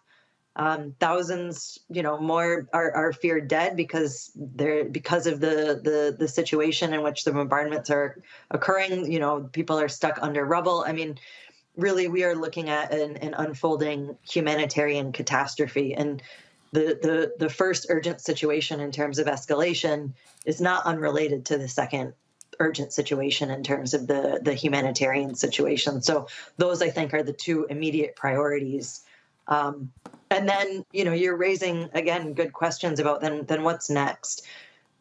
We don't know, where this conflict is going to end at this point. But we do know that there is going to, at some point, we will need to start grappling with the questions of what happens next. And I think where where this conflict leaves the Israeli government, obviously there's a lot of frustration with Netanyahu and how Netanyahu handled, the context that led up to this, and calls that had been made that, again, the status quo wasn't going to hold, that there should be concerns about, potential eruption. So a lot of frustrations with Netanyahu. Obviously, there's a unity government right now, but what this is going to mean for his position and what this means for the Israeli government moving forward, again, I don't have a crystal ball, but I know that there's going to be some fundamental changes there, and there's going to have to be some real reckoning also with, what's the status quo of the situation for Palestinians. I think here there's an opportunity again for the U.S. to push for a recognition that the continued settlement expansion in the West Bank and in Jerusalem is creating really serious problems. That we've seen that international law is clear about where some of these lines are. The situation in terms of the simple human rights, access to opportunity, access to economic opportunity for Palestinians has really been neglected for far too long. But then there's a whole other set of questions about what sort of who's going to be the authority, who can speak and political authority, I'm saying, who will be able to speak and negotiate on behalf of Palestinians. And that's a really open question as well. And then I also think, just since we've sort of alluded to it, but the polarization, and I don't even think polarization quite captures it. I think really the violent rhetoric that we've seen, around this conflict. I'm not even going to say on both sides, because I just think it's been kind of all around. We've already seen that has been reflected in hate crimes. A 6-year-old boy was killed in the environs of Chicago simply because he was Palestinian, and his landlord had been radicalized by hearing the dehumanizing language, I think, that you're referring to. And I also think that's sort of a legacy, and there's that we're going to have to grapple with as well. And so that's also a huge concern. All right, Allison McManus, we certainly appreciate you joining us. Thanks a bunch. As you say, we'll have to see how this all unfolds. Thanks so much for having me. I really appreciate it. Thank you very much. All right, folks, got to go to break. We'll be back. Roland Martin Unfiltered on the Black Stud Network. Please, if you're watching on YouTube, hit the like button, y'all. We should easily be above 1,000. It should be close to 2,000 likes. Also, your support for us is critical, your financial support. And so I went to the mailbox today, stuffed with checks and mail and of course, cashier's checks. People were sending all sort of stuff, and so we appreciate that. We still are about 275,000 behind our goal, folks. And so you can see your check and money orders to P.O. Box 57196, Washington, D.C. 20037-0196. Cash App is $RM Unfiltered. PayPal's R Martin Unfiltered. Venmo is RM Unfiltered. Zelle, Roland at RolandSMartin.com. Roland at RolandMartinUnfiltered.com. bodycam. Be sure, of course, download the Black Star Network app, Apple phone, Android phone, Apple TV, Android TV, Roku, Amazon Fire TV, Xbox One, Samsung Smart TV. And you can watch our 24-hour streaming channel now on 4 different fast channels. You can check us out on Amazon News. Simply go to Amazon Fire, go to Amazon News, or tell Alexa play news for the Black Star Network. Well, Plex TV, you can catch us there as well. And of course, now on Amazon Freevee and Amazon Prime Video. Go to Live TV, click on that. You'll see our Black Star Network news channel right alongside all the other major news networks. And don't forget to get a copy of my book, White Fear: How the Browning of America is Making White Folks Lose Their Minds. Available bookstores nationwide. Ben Bella Books, Amazon, Barnes & Noble, IndieBound, Bookshop, Chapters, Books A Million, Target. And of course, for those of you who have issues you don't want to read, you can always, of course, get the always get the audio version. Yes, I read the audio version. It's on Audible. So please check that out. And speaking of that, Friday, of course, Friday we're going to be in Atlanta. There's the gospel concert taking place on Friday. Guys, no, that's not it. No, the gospel concert, McDonald's gospel concert. If y'all could pull that up, please, on Friday. If y'all have that. If not, nope, that's not it right there, y'all. It's the gospel. All right, so the gospel concert taking place on Friday. New Birth Missionary Baptist Church. Of course, the McDonald's Inspiration Gospel Tour. But on Sunday, I'm going to be back at New Birth for a book signing for my book, White Fear, with Pastor Jamal Bryant. Y'all go to it now on my iPad. Let's go to it. On my iPad. There you go. All right. So I'm going to be at New Birth on Sunday. Signing copies of my book, White Fear.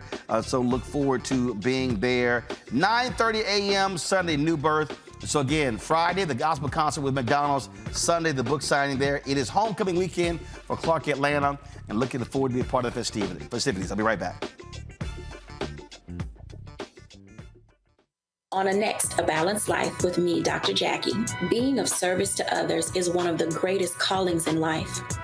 But being there for someone else in their time of crisis is a whole new level, and you have to bring courage, commitment, and strength. On our next show, we meet two real-life angels who were thrust in the midst of caregiving and without warning. And he was looking strange and couldn't cut his meat. And it was very odd. And I said, well, what's wrong? And he says, I think I've had a stroke. And so, of course, it scared me. And we literally got in the car and he walked into the hospital on a Thursday.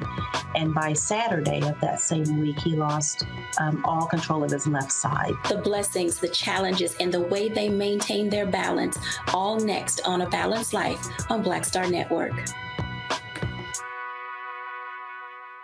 When you talk about blackness and what happens in black culture, we're about covering these things that matter to us, speaking to our issues and concerns. This is a genuine people-powered movement. There's a lot of stuff that we're not getting. You get it, and you spread the word. We wish to plead our own cause.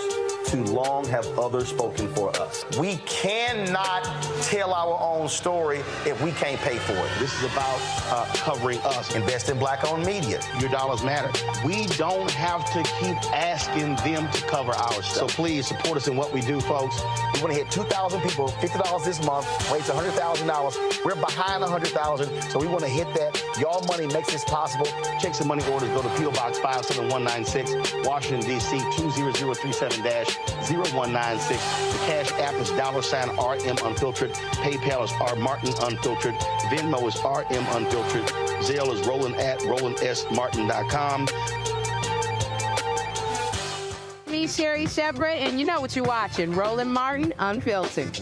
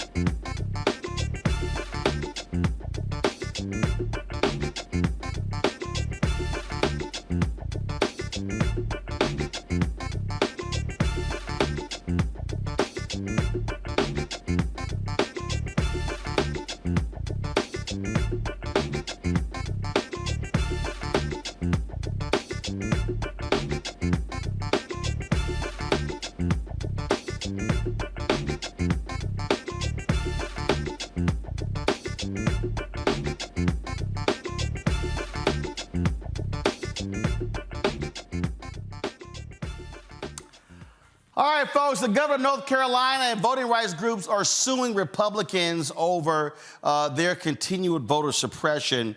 Governor Roy Cooper filed a lawsuit over a measure that eliminates his authority to pick election board members, while voting rights groups filed another lawsuit challenging the law's provisions that discourage young people from voting. Cooper said the board changes, which will take effect January 1st, do not align with the state constitution and state Supreme Court rulings of the 2010s that give the governor control over executive agencies to carry out law. State voters also rejected a 2018 referendum giving lawmakers more say over the election board's composition. Republican-controlled General Assembly overrode Cooper's vetoes on both bills last week. Republicans say the elections board law will create bipartisan consensus on election administration, but Cooper calls it a power grab by the GOP. And Rebecca, that's the real deal. We're seeing this all around the country where Republicans pissed off, where they don't control everything. So what they are now doing is they are now changing the laws. We see this happening in North Carolina. With North Carolina, we see this happening in Wisconsin. We see this happening all the places where you have Democratic governors, and then you have Republicans that control the legislature. Yeah, like back in the spring, there's a GOP attorney, I believe her name is Cleta Mitchell. She announced to a room full of GOP donors, like, hey, our playbook for 2024 is to reduce the number of college students who are voting, narrow down the window of early in-person voting, try to decrease vote by mail, and make it harder for people to get registered to vote. She literally laid out to Republican donors, this is our strategy to win in 2024. And so what we're seeing Cleta Mitchell's advice being taken by Republican lawmakers all across the country. And the thing here, Joe, I mean, I keep making this point to our people all the time. I mean, guess what happens when we don't vote? Then they get these supermajorities and they can do whatever they want. And so it's one thing voting for the governor's race, but you got to vote for state rep and state senate as well. And state Supreme Court. Absolutely, you got to vote all the way up and all the way down the line. The Republican tagline seems to be, well, if you don't win elections, take the power away of the person that did. And so, ever since Jim Cooper won, Governor Cooper won in North Carolina, they've been trying to strip away powers all day long, and they've constantly done it in many ways. And in most textbooks, they'll say that the legislative branch passes laws and the executive branch actually carries them out. And so, therefore, here they are in a situation where they're basically trying to take away more of the executive's power in terms of what the executive is actually supposed to do. It's not an argument about an honest debate about ideas anymore. I just think that the other side, the Republicans, the ones that are standing in the front at least, understand that they're outnumbered and or that their ideas are unpopular to a large extent. And so therefore you want to narrow the number of people voting, get rid of as many young voters, get rid of as many voters of color as you possibly can, and take the power away of those that unfortunately slip through and get elected by people when people are concerned enough to go vote. And so this is something that we have to pay attention to and be vigilant about all over the place because it's happening all over the place.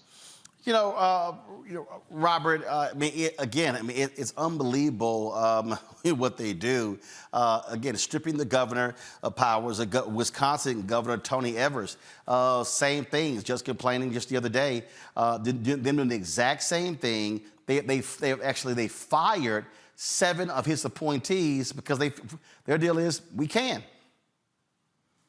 Absolutely. And look, we're talking about this as if this is a new concept. We've been saying the civil rights community, this is what Republicans have wanted to do for the last 25 years. And they've been working on this through redistricting in 2010, through redistricting in 2020 to try to take over these state and local races.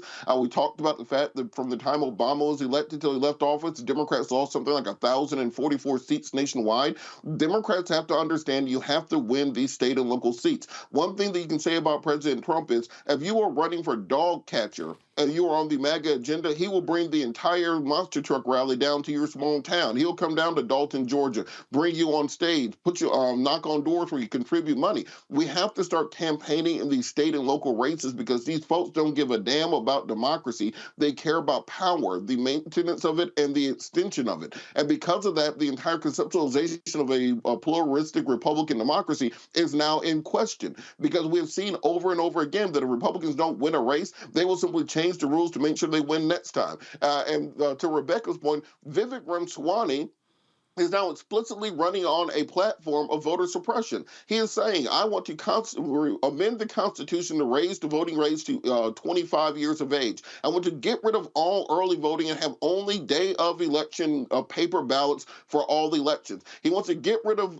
the Department of Justice's oversight on all federal elections. They are now saying the quiet part, not just out loud, they are making their campaign strategy. Their new strategy is directly on this conceptualization of mainstreaming voter suppression so they can maintain political power despite not having the same sorts of demographic advantages they've had in the past. And we can either sit here and wait around and then find out once they're done what they're doing, or we can start fighting back right now. There has to be a bigger investment on the ground on state and local races all across the country, red states and blue states alike, because if you look across the South, if you look across the demographics, there's no reason there should be a constitutional majority for Republicans in the Georgia House of Representatives based on the population. Same thing for South Carolina, same thing for Mississippi, same thing for Alabama. And we vote our numbers, we take power. We are not putting the money in and the organizational strength in to bring those elections along. It's not all about just electing a president or United States senators. You have to elect the entire team if you want to build that farm system and get things done.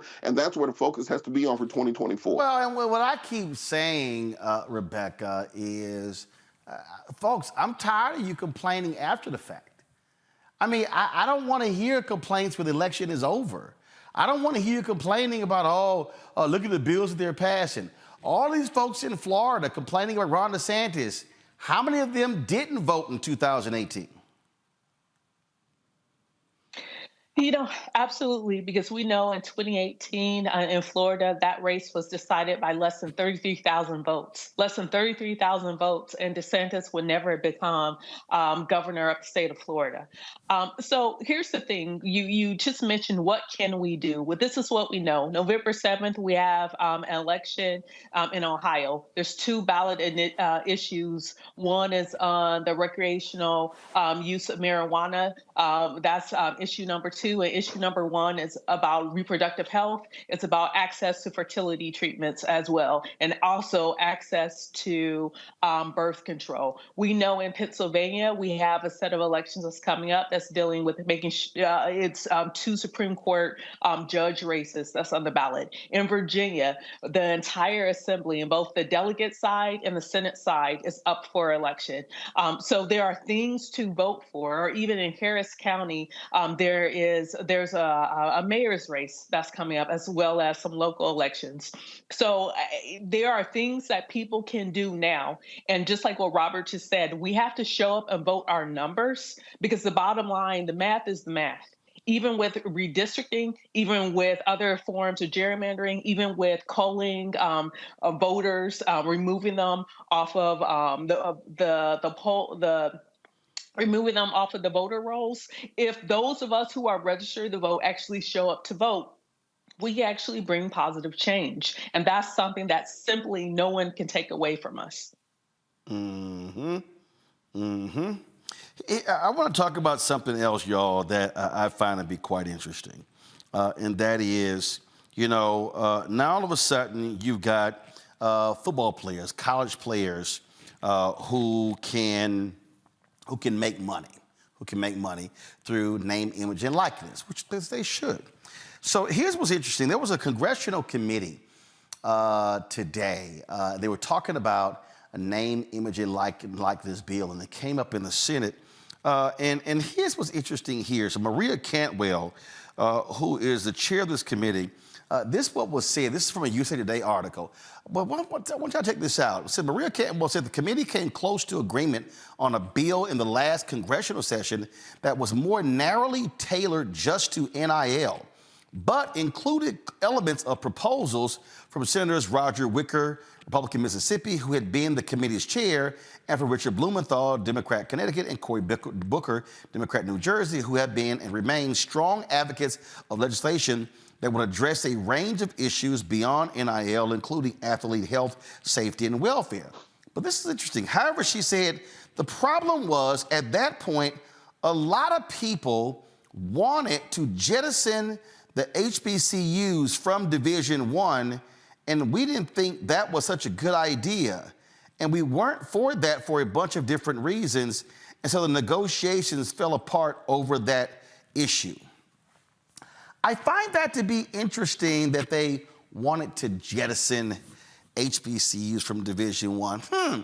I wonder, Robert, if that came up because Deion Sanders was at Jackson State and signed the #1 recruit in the country, Travis Hunter.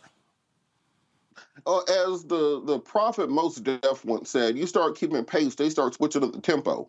And that's what we're seeing, that in this case, now there's been a blueprint put in place, and we're seeing people like Eddie George follow that blueprint and revolutionize in his own way. We're seeing Hugh Jackson do the same thing at Jackson State. Now that we're seeing that once you take away Nick Saban and Dabo Swinney's ability to basically pay players and pay an NFL team to come to Alabama or to come to Clemson, etc.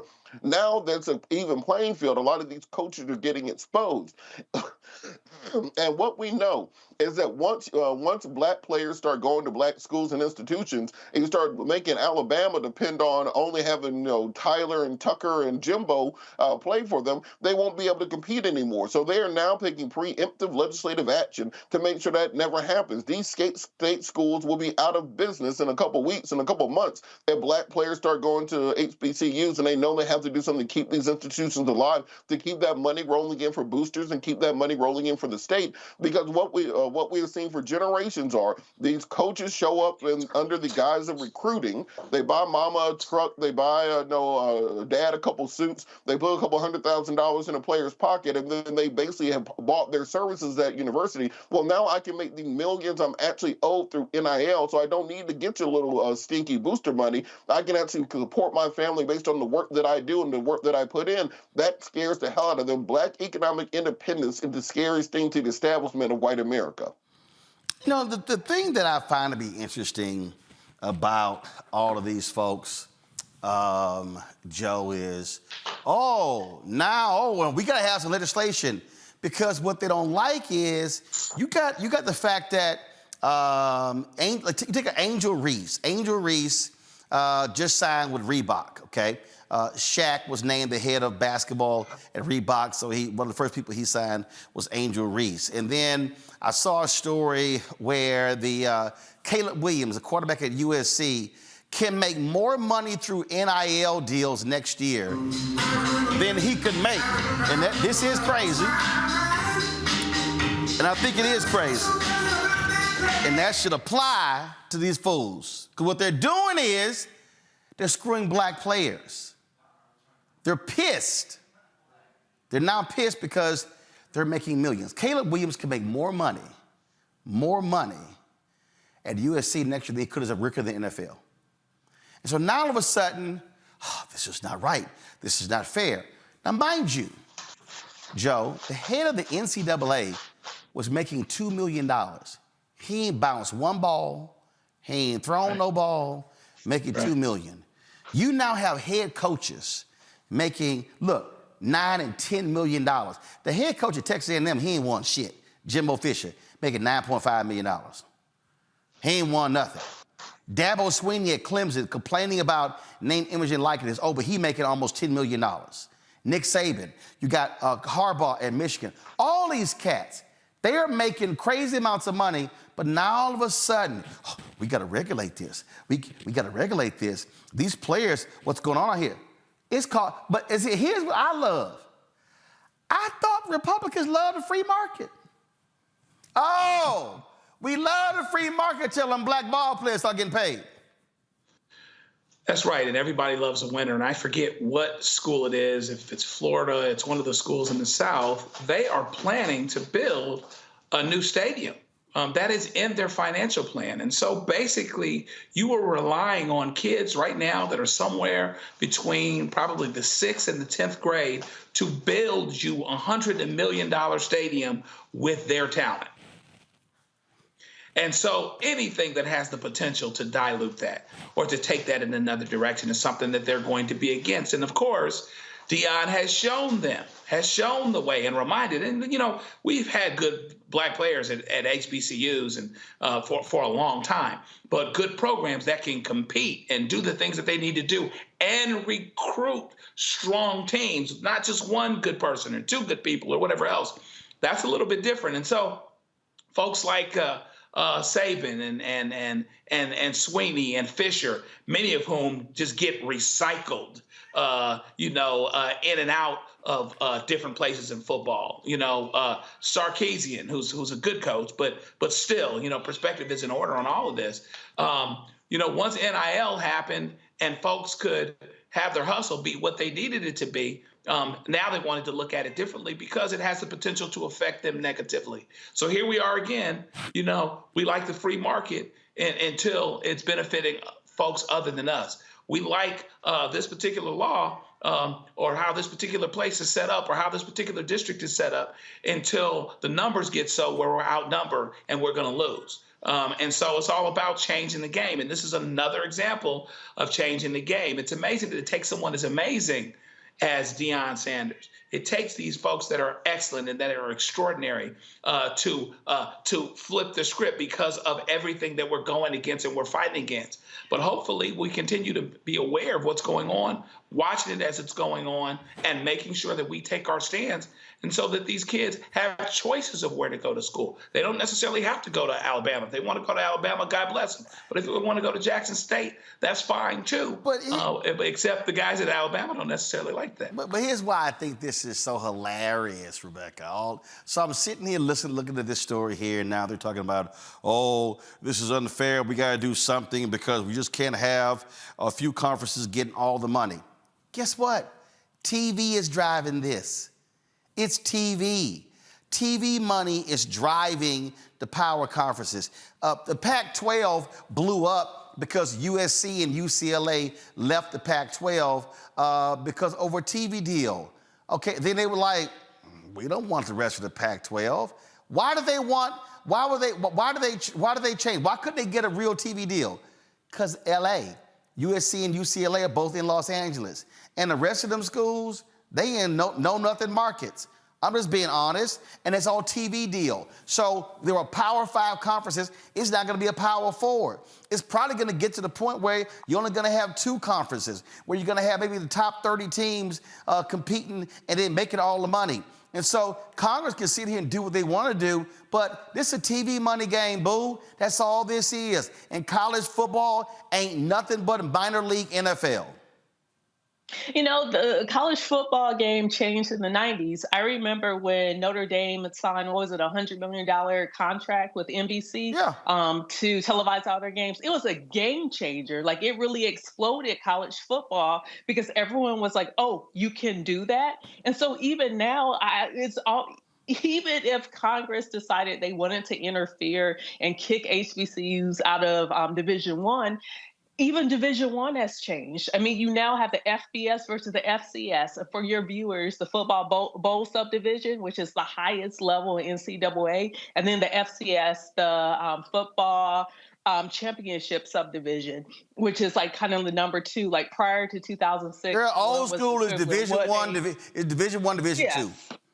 But the point, like you said, is about money, right? And bring this back to NIL and with the different student athletes, is that we've seen that social media has been an equalizer. Because before, you wanted to go to one of the power schools because you needed exposure, especially if you wanted to make money, i.e. go to the NFL, go to the NBA, go to some of the other professional leagues. But no longer, you no longer have to go to those power schools in order to get exposure. You could go on social media, you could go on your Insta, you could go on your TikTok, and you could actually show clips of you playing. But not only that, you can actually make money now instead of having to risk injury through your college career and risk injury. You can make money now, and there's nothing wrong with that. Actually, where I thought you were going to go with NILs, especially with tying this to 2024 and elections, is that we even saw in the Wisconsin Supreme Court special race in the spring, my organization, as an example, we use micro-influencers on campus to push out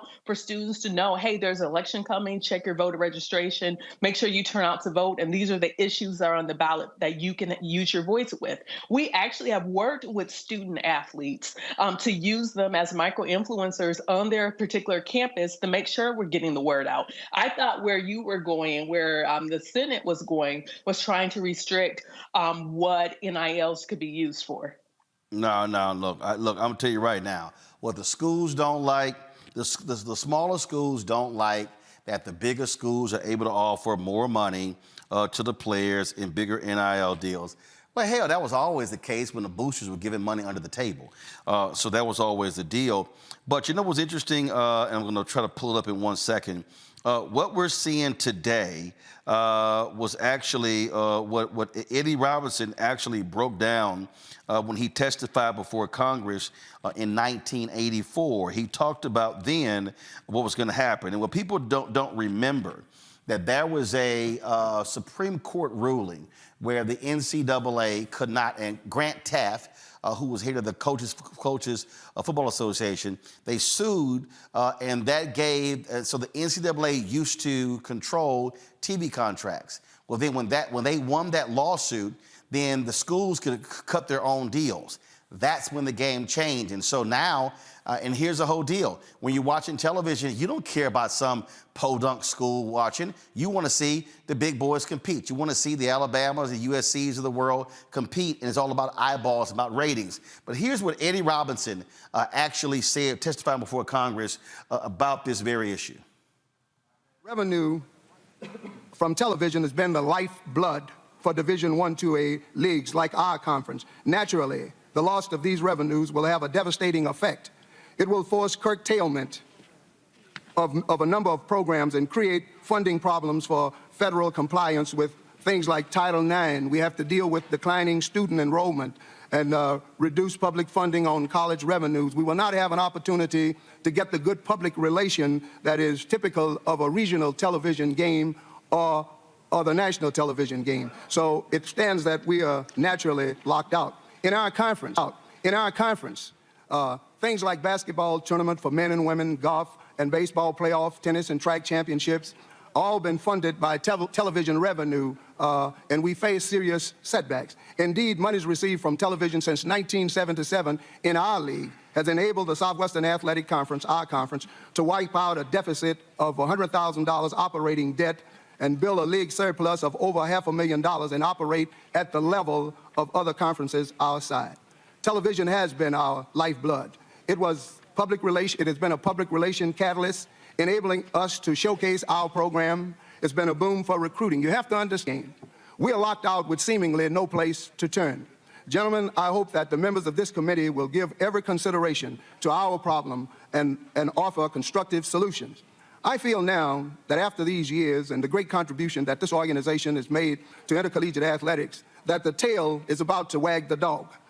It is television now. It will be recruiting tomorrow. It will be academic standards after that. Then it will be buying athletes next until the whole college athletic structure tumbles down.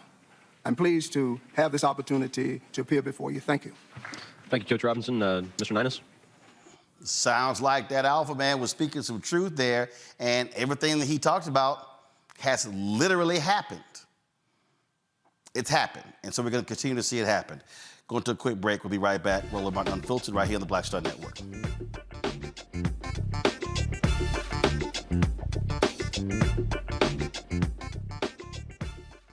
All change is not growth. Right. But thoughtful change is real good fertilizer. And that's what has been so beneficial to us. But you also were not afraid of the pivot. Well, and I'm a black woman in business. Come on, I don't care how I dress up. I don't care who I'm speaking with. I don't care what part of the world I am in. I still am a black woman in business. Being afraid of the pivot, being fearful of change is not what got me here. Respectful of change. Respectful of pivot, yeah. Fearful? No, no.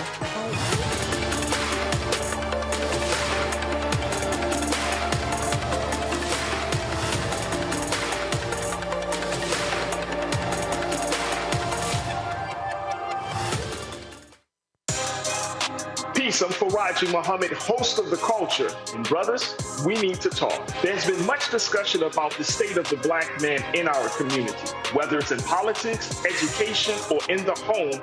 My brothers, we are struggling to lead the way, which is why The Culture will be hosting the Black Men Summit, where we'll be redefining and celebrating black manhood. This special series will kick off on the 28th anniversary of the historic Million Man March on Monday, October the 16th at 4 p.m. Eastern Time. I'll be talking to some of Black America's most prolific, dynamic, thought-provoking black men activists, scholars, and leaders about our role, our power, and our future. So tune in and join the conversation as an online culture crew member for The Culture's Black Men Summit, redefining and celebrating black manhood. Starting Monday, October 16th through Friday, October 20th, 4 p.m. Eastern Time each day, right here, exclusively here on the Black Star Network.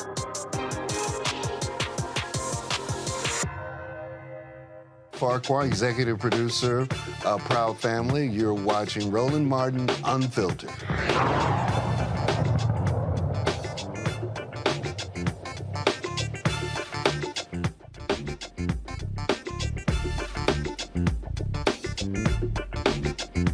All right, folks, the former Kansas City police officer who killed the Kansas City police officer detective who killed a black man has turned himself in to begin his 6-year prison sentence. The Missouri Court of Appeals for the Western District upheld Eric DeValkenier's second-degree involuntary manslaughter conviction for killing Cameron Lamb. The 3-judge panel found sufficient evidence that DeValkenier killed Lamb, that he acted with criminal negligence, that he was not justified to use deadly force, and that he illegally entered Lamb's backyard on December 3rd, 2019. DeValkenier was sentenced to 6 years in prison, 3 for the manslaughter charge, and 6 years for armed criminal action to be served concurrently. He had been free pending his appeal. DeValkenier's lawyer asked the appeals court judges to reinstate his bond so he can remain free pending request for a rehearing or an appeal to the Missouri Supreme Court. Keep in mind, Joe, that the governor actually talked about how he was possibly going to pardon him for this. That sparked a lot of outrage. They were like, how dare you do this when this was a decision by the courts? Yeah, and it looks like the Attorney General's office is actually supporting him as well. And so he's got folks all the way up the line that are trying to keep him on the street, that are thinking about reversing his conviction should it be done. But in the meantime, unless and until all of that happens, he should be in jail. He was let out on bond. He could stay out on bond pending the appeal, but the appeal has come back and it's been denied. So in other words, it's time for him to go to jail. Unless until something else happens, and we can cross that bridge when we come to it, he should be serving his sentence. So it is very interesting that the folks all the way up the line seem to be okay with him not being accountable. But he has a prison sentence to serve. It looks like the right thing that was convicted. In any event, there hasn't been enough of an appeal or successful appeal where there has been some kind of, abuse of discretion or whatever else, so that anything has been overturned. And so, therefore, he should be serving his sentence. Indeed. All right, folks. The Department of Justice Civil Rights Division, they're investigating possible civil rights violations by the Trenton, New Jersey Police Department. The DOJ probe focuses on allegations that officers have used excessive force, stopped people without justification, and illegally searched homes and cars. Trenton's Democratic Mayor Reed Guscoria, Police Director Steve Wilson and the head of the city's legal department say they will cooperate with federal authorities. The union representing police said the department in the city of about 90,000 people has been plagued with persistent staffing shortages since 2011. Budget cuts forced the layoff 105 officers, nearly a third of the force. The union said police responded to 41 shooting incidents over the past 30 days and have consistently demonstrated commitment, always doing more with less. If the federal probe determines the police department has broken federal law, the DOJ can sue to force changes. Last year, the department's Internal Affairs Unit investigated 128 complaints. Only 14 were sustained. Look, I mean, I get the union complaining, Robert, but I'm sorry, staffing shortages does not explain away police brutality.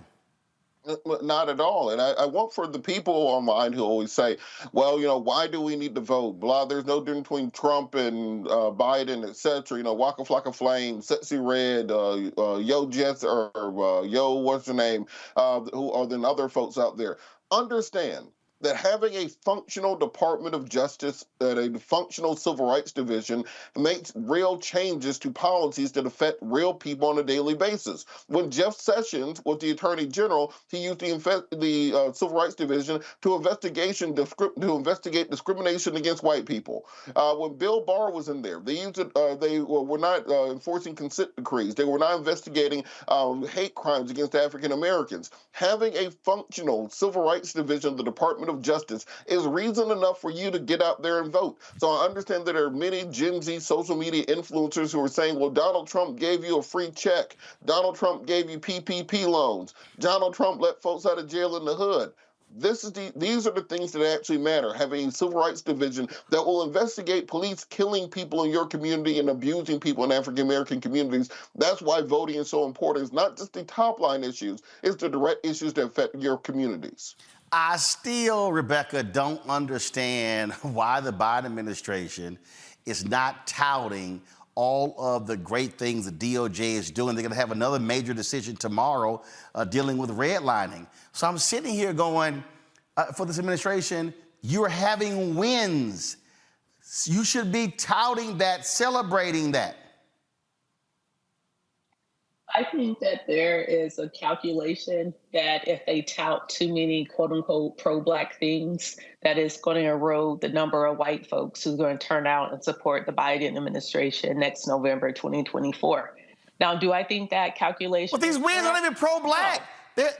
They're literally throwing in jail wardens and jail officers and correction officers and police officers.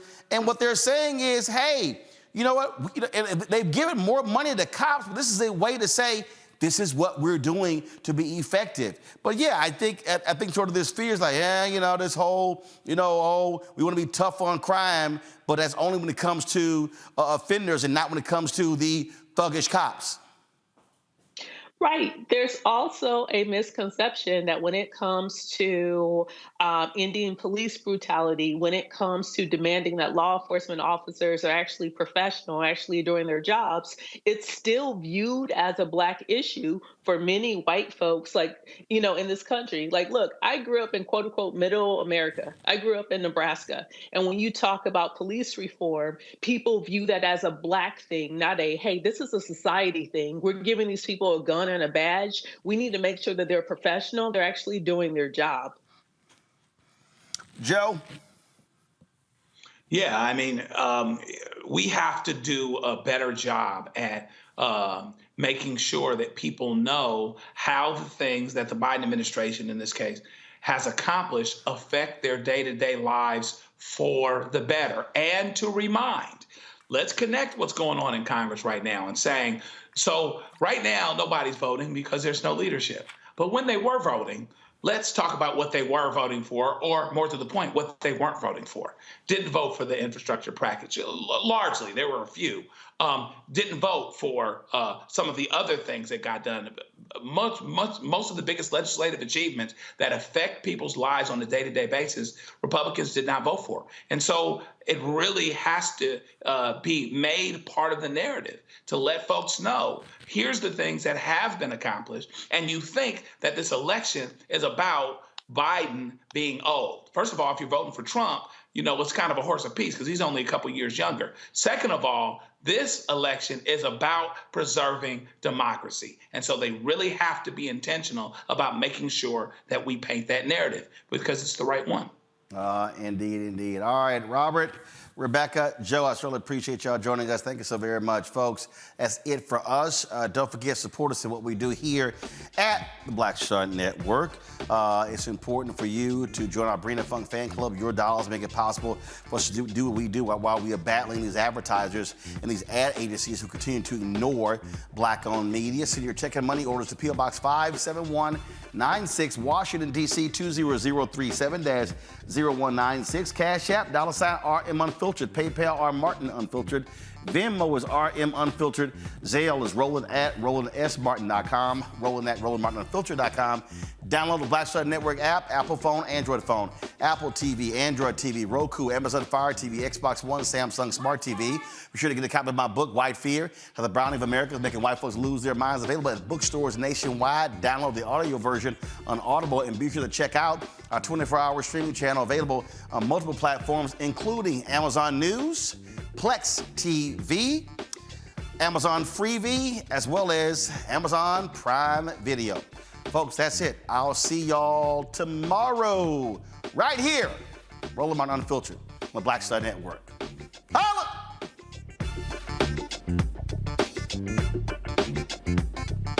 Folks, Black Star Network is here. Hold no punches. I'm real revolutionary right now. Black power. Support this man, Black Media. He makes sure that our stories are told. Thank you for being the voice of Black America, Roland. Stay black. I love y'all. All momentum we have now, we have to keep this going. The video looks phenomenal. See, this difference between Black Star Network and Black-owned media and something like CNN. You can't be Black-owned media and be scared. It's time to be smart. Bring your eyeballs home. You dig?